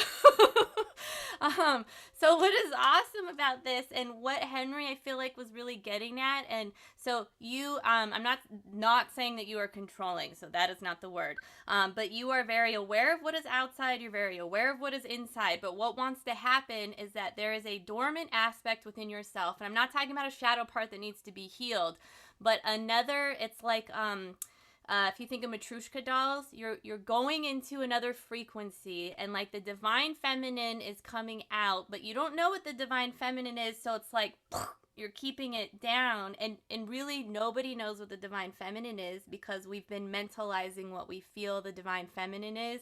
So connect with your female aspect, allow yourself to experience the feminine for you with you first, and then when you go through this transition, the way in which you present yourself will shift, but don't try and control how you present yourself to the outside world, because when we make these big internal shifts, the external changes, and don't be afraid of that change. If you have to dress a certain way at work, that's fine. And by the way, the package that you present yourself as is beautiful and lovely, but what Henry was trying to say is that there's this huge light that you're like, I'm going to hold on to this because this is how I'm going to show the world. Now, we all wear masks in different situations, but it's like you can take that mask off when you're trying to meet someone and be your true self so that you can bring in your true partner. So when you allow the dormant aspects to like come alive in you and you lead with that, I actually am getting that like it might not be the first couple of people that you meet, but that person is there.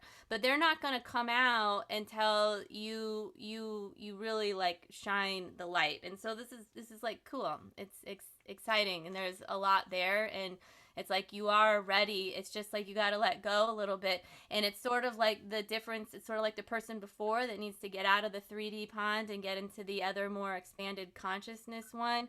You get to explore dating in a higher frequency dating. This is going to be different. They can still be very like, have jobs and be able to support themselves so that they can also support you. But it's also really important to remember it takes a very powerful man to back a powerful woman, and they need to have the ego completely in why is that so loud? In alignment and not be ego-y driven. And you already know that, right? Because you know that you're going to shine and that you need to be supported in their shining, because it's not about a competition. It's about consensus and about you both shining and being mutually supportive. Okay, I'm done. Thank you. Thanks so much, Galactic Ashley. All right, let's get Thorne up here.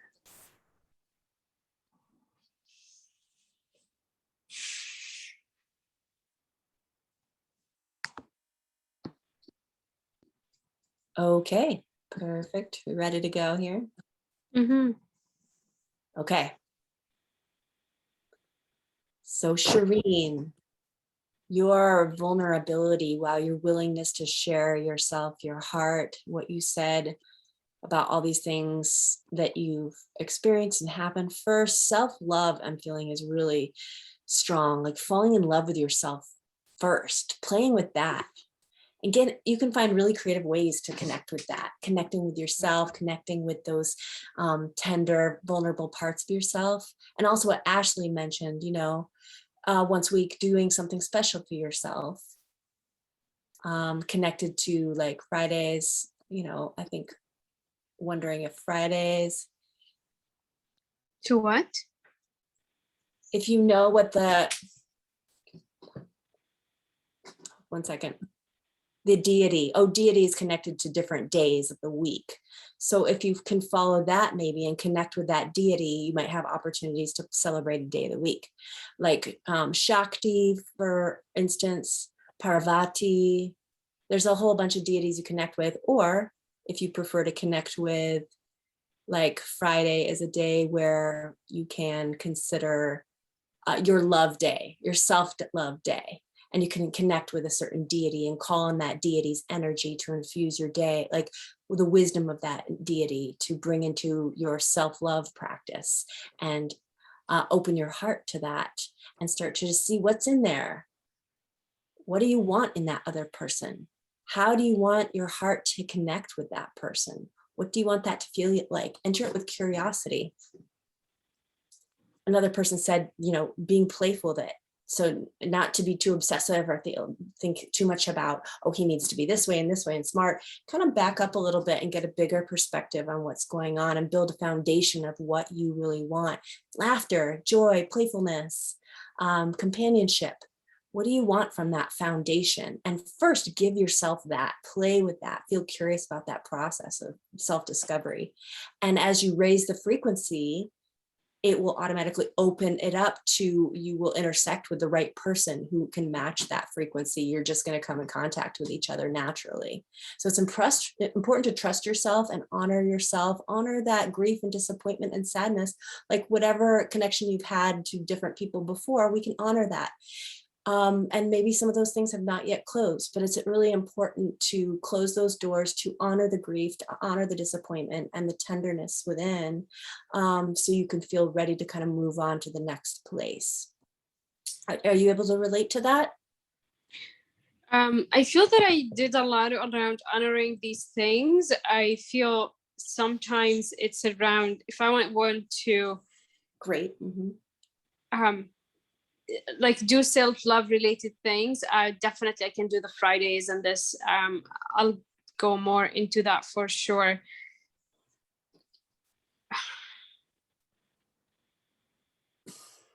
I'm not sure how to phrase this. So I think I'll put it differently, as long as none of you so far said like it's not meant to be. So I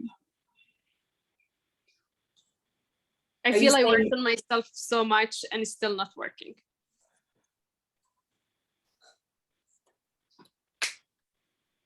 I get that. Can you say that one more time? Oh, She's saying that even though she feels that she loves herself so much, it's still not working. So yeah, go ahead, Thorne, and then if more of us want to jump in and respond, we can do that too. But go ahead, Thorne, first. okay. So I want to give you a little nugget of an idea here that maybe you can think of. Sometimes we can feel like we work so hard and we do so much and we bring so much into ourselves and like figure like, oh my God, it's not working. I'm doing all these things and it's not working. That's when you stop. You stop, you rest, you pull back, breathe,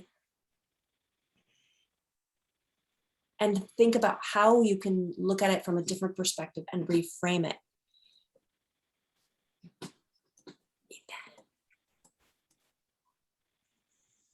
Oh, you need to invest. Yeah. You really need to invest in yourself and have a strong belief that I can actually invest into what I want. At the same time, forcing something and trying to push, it's just not, it's impossible. So the connections happen in time, all in good time. It's funny because I recently connected with one person and I didn't realize that prior to that, I actually did do some energy work for that relationship to have. I was just living my life, moving along. And that happened, we met each other and I thought, oh, that person actually was doing the same parallel work on themselves. So that was like, we were awake to our lives at that point. It was like a little surprise from the universe, a surprise event, and that it's not what we were expecting, but it happened in its own time. And I understand that like, oh, we want it now, but it's important to recognize that the time is going to happen. And in the meantime, we just have to be really patient and love ourselves. And it doesn't have to be really hard work. It's human thinking to feel that, you know, it's a capitalistic thing. Like, oh, you must work for this. And if you want to have this, you have to work for this. But it's not like that. That's a story that doesn't really work for us anymore. It's an old story. You can make your own story around it. You can take back your energy and think, okay, how do I reframe this whole situation? I hope that helps a little bit and gives you some thoughts. Thank you. You're welcome. Wonderful. Great, and that's a general question or a general comment, and then we'll switch into as well. And then Susie's going to jump in. I don't think that any of us are saying it's not possible or not on your path. I agree with that. And then just as a follow-up on my answer earlier, I think that we all see so much in each other's eyes, and what we don't realize is that we are actively choosing the problematic people over and over. So if that's been happening, even though you love yourself so much, it's pointing out to some way that you're not loving yourself. I think that soulmates are the people that are similar to us, that have similar souls. And if we're not able to see those people that have similar qualities and values and talents, and also people that are similarly conscious, it's where we're harshly judging something about those people in a way that we're harshly judging the people that are similar to us to ourselves. So even though there's so much that you've done, it's bringing up these bits of something that's so important. So your openness to discover what that is and to love that part of you that's not been loving you, right? To love you in those new ways. That's the thing that will shift this. All right, Susy. Hey, Shireen. Every time somebody said something was that's off my list. So what I want to Susie, reiterate. sorry, Yes. it garbled. It garbled. Can you say that over again? I don't know if it garbled for everyone else. No. It was an internet thing. Okay. Just checking my connections. Is this better? Go ahead. It's better now. Say it again, please. Okay. Sorry about that. I want to confirm what everybody else said. I want to reassure you that yes, it is possible. I pulled cards, and they all went up this whole line of power and not stopping and keeping going. But then there was also the patience, and then the final card I drew was alchemy. So it seems to me it's a lot like you're working and you're working like you're making bread. There are times you need it and you're beating this, just really needing it and all of that. But then you have to let it sit back and let it grow. So, along with what Thorne was saying, is that there's a point where you have to give somebody else that time to become in alignment. I don't I have been that romantic GPS for other clients, and it's a difficult task. There is somebody out there for you. There are many people out there for you, but there's an alignment that needs to happen, and human alignment and divine alignment are totally separate. And divine alignment, it takes longer, and it is as frustrating as all get out. You are an incredibly powerful woman, and you have this ability to pull people forward and to help them grow. The point is to get I don't think the point for you is to get someone so that you can uplift them, because Lorelai was talking about dating the potential. There is somebody out there who's at your level. They're not ready yet. They'll be there. I know, but there is it's it's going to kind of wreck your trip if you just say, well, there's nobody out there for me, and then you'll get caught up in that paradigm.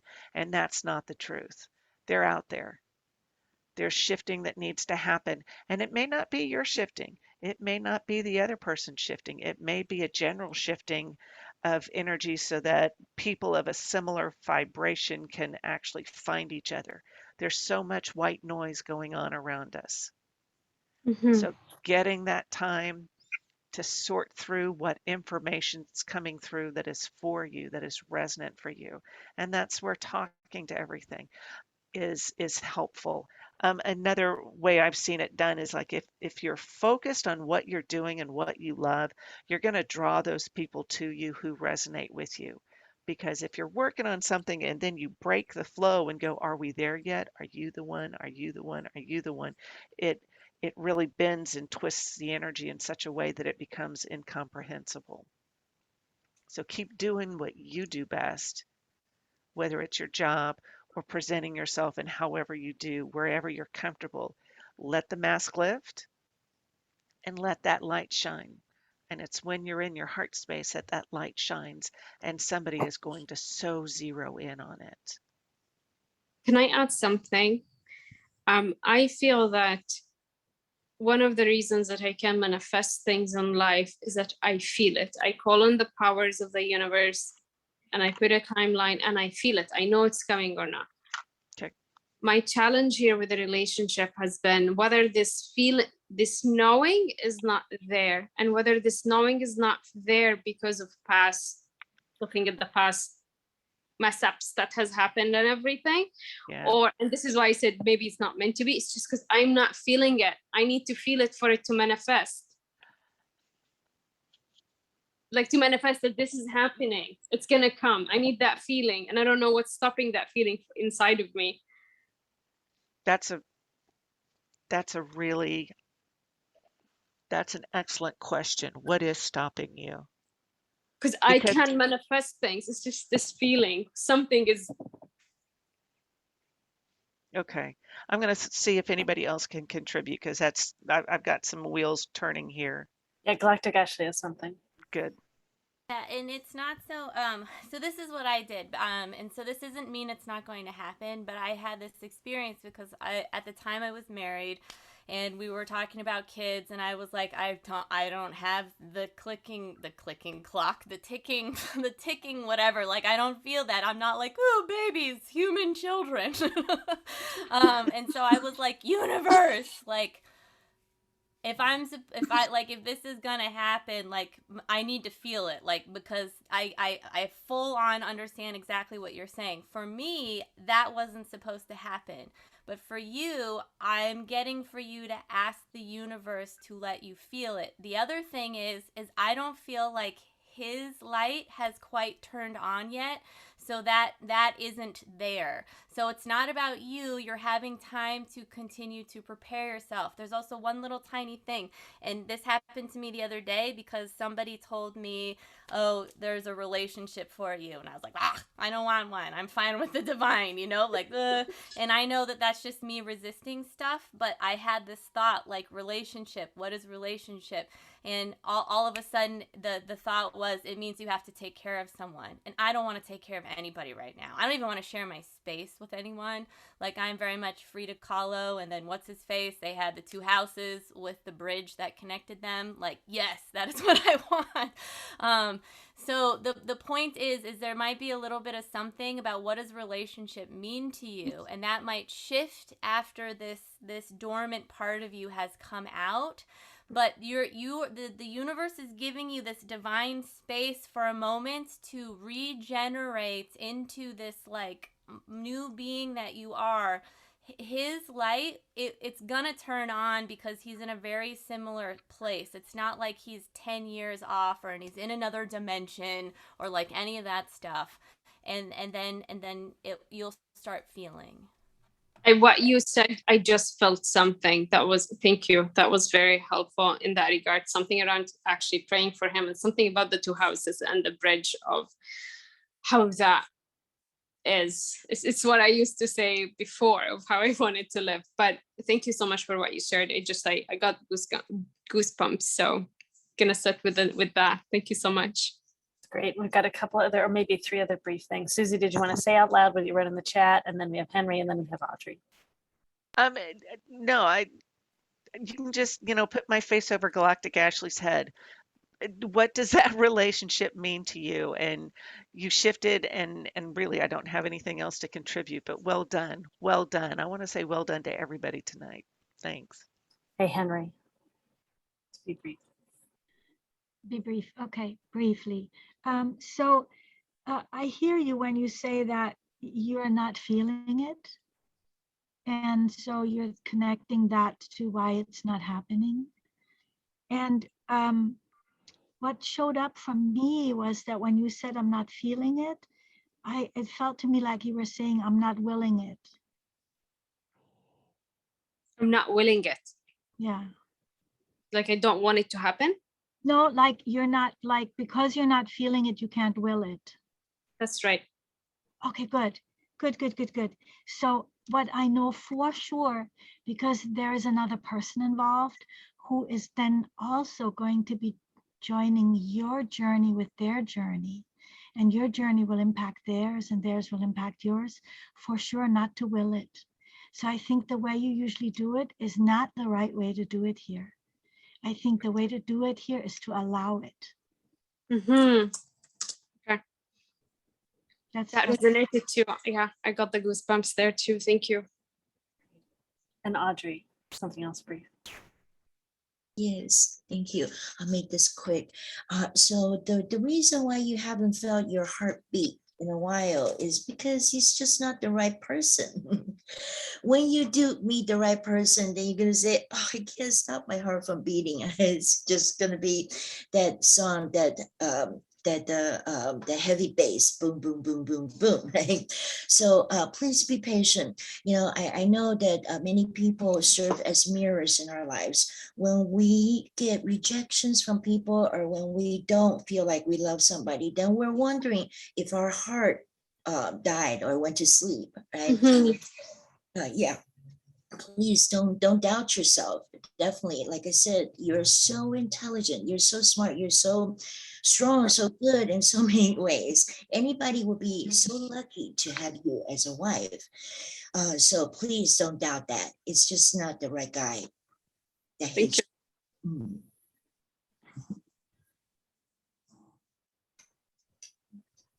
All right, great. Shireen, anything else you want to share with us before we?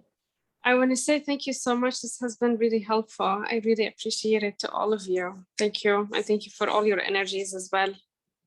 Very welcome. Thank you so much for jumping in and supporting us with a question.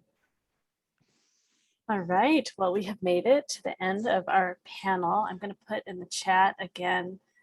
We have a feedback forum. If you are willing to share your feedback with us about today and give us your email address, we'll put you into a drawing for a free 30-minute session with one of us of your choice. Here we go. Get that in the chat again. And if you're willing to share a tip for the interpreters, that supports us having the interpreters here for all of you. Great. So let's go through practitioners. Oh, I say upcoming events. I was gonna say, can I show something really quick? These are Yeah. these crystal skulls that came through for me during the Lion's Gate, and they're in the shape of hearts, but I just love them because they're just two coming together, and I feel like it's important because all of us are bringing in the masculine and feminine within us, but the Lion's Gate was very much and is very much about that, but then it also goes to the last the last question that we just did, right? It's just this coming together and this oneness, and so I like it. So they're skulls. It's great. I see that they're not, but for a glance there at one angle they were at, they looked like owls. So interesting. I get they're not, and they look like lit. I'm going to mention too, we have lots of other upcoming online events. This Sunday from 5 to 9 p.m. Pacific time, we have our free online fair. So we have about 15 practitioners that are going to be sharing about themselves, answering a few questions from the audience like we did tonight, but much quicker, shorter.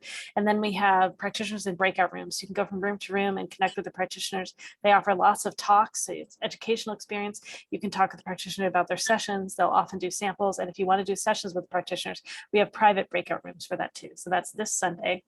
We usually do one of those a month. And then we also have a learning circle, Sunday, August 22. We have 3, we may have 4 practitioners that are offering intuitive exercises for helping expand and open your gifts. We have another panel coming up on August 31 on animal communication and healing. It's a lot of mediumship and people that specialize in working with animals. We have another fair in September. We have some other panels that have been scheduled throughout the fall. An example of one is reclaiming our power over sexism, harassment, and abuse. That's going to be September 19. And then we're starting to do our in-person events again in the Northwest. We decided we're not doing September in Oregon. We're going to start in October in Washington. All goes well. We're going to be in Anacortes, about an hour and a half north of Seattle. That's near that store that got mentioned earlier today too. And then October 23, 24, we're going to be in Linwood in the Seattle area. November 13, 14, we're going to be in Bellevue in the Seattle area. November 2021, we're going to be in Portland. And we've got lots more scheduled also in Eugene. And yeah, we're looking forward to being with you all online more and in person. We're going to have the practitioners go around now and share about themselves again, their name, their modalities, and how you can connect with them online. I will put their contact info in the chat as well. If they, I think not everyone got specials in tonight. Often we offer specials at the fair. We'll have a bunch of specials too. If you want to work with a practitioner, reach out, let them know you were here tonight. They may have a special available for you as well. All right, let's see. Maybe let's go. Susy, Galactic Ashley, Henry, Audrey, Thorne. Oh, Susy. Oh, me. Okay, cute. Um, I'm Susy Parker Goins of Blue Lightning Healing. I'm a channel, energy healer, past life explorer guide, and I bring divine through in ways that make communication easier and to allow you to be more. Oh, geez. Can I go last? I'm brain cramping. No, You I can lied. go last. Go ahead or start No, over. no, You're no, no. good. I'll just 5, 6, 7, 8. Susy Parker Goins, Blue Lightning Healing Channel, Energy Healer Guide, making divine accessible to you by channeling them or connecting with them in some way. You can find me at bluelightninghealing.com. You can contact me at Susy, SUSY, at bluelightninghealing.com. I've got a podcast called Blue Lightning Healing Meditations, and that's on Spotify and Anchor.fm, Google, and Amazon. And I have a special. It's 20% off, and you use MeWe 20. And thank you very much. Thanks so much, Susie. Galactic Ashley is next. Unmute myself. I found other emojis we can use. Okay, so I am Galactic Ashley. I channel divine guidance for star seeds, connecting them to their star families and galactic lineages. I use light language frequencies and work with your cosmic connections to facilitate high frequency healing transmissions and encoded activations. I have a midnight special available. And there's a discount on the current Meet the Galactics, which is a 10-week program, and then we're shutting down registration next week, or basically on Monday. So there's still time to join. It's been really awesome. All the transmissions and activations and just all of the ascension guidance has been just really incredible. You can find me at galacticashley.com. I also have another website called crystalskullcouncil.com, and then I am on Facebook and Instagram, and I have a bunch of free stuff on YouTube too. And if you just Galactic Ashley, everywhere Galactic Ashley. All right, thank you all for getting your galactic groove on. Thank you, witches, for sharing the witchy space with your galactic friends. Thanks so much. All right, I think Henry is next. Okay. Wow, I'm so tired. It's been really wonderful. And I'm this tired. I know it's been wonderful. Okay, henryindiaholden.com is the hub where you can find all the information, where you can even contact me from. I have a few things I offer: 30, 30, 50, 50, $30 for 30 minutes, $50 for 50 minutes. And even if you make an appointment later, if you say that it was from MeWe, boom, that's all I need. You can book an appointment. If you just want to do that, you can also book a free consultation with me, a 20-minute consultation, by going to calendly.com/Henry India H. Calendly. So like calend, like a calendar, and then ly.com/Henry India H. And you can just make an appointment right there, either book one for a session or to just talk with me some more, 20-minute free conversation. I'm offering also a tarot class that I'm teaching October 16, 23, and 30. That is three-hour classes for $99. And I offer a package, Fresh Slate, which is $99 for 3 sessions. So that's like the best price you can get. Or, you know, you just can hook up with me any which way you want to. And it's just been a privilege. Thank you again, Laureli. You're so welcome. Thanks, Henry. All right, Audrey. I love you all. Love you all. Oh my God. Great, love you too. All right, thank you so much for having me today. My name is Audrey Lee. I teach a lot of classes in astrology, numerology, tarot, destiny cards, and the spiritual development. All of my information, handouts, and whatever other materials you can find at my website. It's audreyleemetaphysics.com. And I also have a lot of Monday night meetup activities or every other Friday astrology meetups, and I can be found at Metaphysical Haven, HAVEN, and just Google and you'll be able to find me. And very quickly, I also have a Facebook page called Tarot HQ. So Tarot HQ. Okay, so thank you so much for having me. I had a great time. Thank you. You're welcome. All right, so let's get Thorne up here too. And we'll put us all back up on screen afterwards. All right. Hello, everyone again. Thank you again. Thank you so much, Laureli, for having me here. I just really appreciate this space. So again, my name is Thorne, Thorne. I'm in Portland, Oregon, Pacific Northwest area. I have a website. It is spiritoracle.com. Instagram is at Heart of Oak 8.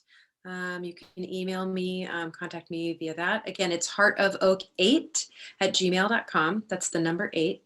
I do provide Zoom or online readings. We can do remote. And in Portland, if you're in the Portland area, it sort of depends on COVID safety and the current situation, but I am willing to meet in person. Right now, I haven't. I'm just doing online for the time being. I do offer a reading through text, email as well. That's another option. I'm trying to think what else. That's kind of it for me. Oh, and if there's anything else, please just go ahead, check out my website. Everything is right there. And I will be adding some more information soon, some new information. So yeah, I really look forward to connecting over Instagram or however. Thank you so much again. Really happy to be here and see you next time. Yes, looking forward to working with you in the future. Also, I really appreciate, thank you interpreters for being here. Thank you, thank you, thank you, thank you. And please tip the interpreters, give them your love. Most importantly, thank you. Thank you, thank you. Thank you so much, Thorne. And yes, thank you so much, interpreters. And I'm Laureli Shimayo. I'm an intuitive eye reader and a body psychology coach. My special is 40% off. So it is $100 per hour to work with me. If you've been here, just reach out in the next few days. And then it's $60 for BIPOC. So I get 40% off my BIPOC rate and 40% off my regular rate if you're here at the panel. I think I got all the practitioners up here now too. Yeah. And you can find out more about me at laurelishimayo.com. That's LAURELISHIMAYO. That's on my intuitive eye readings, body psychology coaching, matchmaking, all my different types of work. I blend together whatever's of service to you in the moment. Typically, we start off with an eye reading. I'm reading your eyes, even if I don't tell you what I see, assuming your energy lets me. And yeah, just help you move forward with whatever's here. And you can learn more about all of our events here at MeWe Fairs by going to mewefairs.com, MEWEFAIRS.com. And you can also see the online events. If you're far away, you want to go just to that page, go to jointhefair.com or joinmeweonline.com. It'll take you right to all of our online events. Well, thank you so much, everyone, for being here. We had 94 of us in here at one point today. So yeah, definitely the largest event we've had. We still haven't cracked 100. We got to do that. It's coming. It's coming. I know it's coming. And yeah, so different specials. Maybe I can just list off the different specials again too. Karen has $10 off with code MeWe. Susy is $75 for 30 minutes, $120 for an hour if you schedule during the next week with code MeWe20.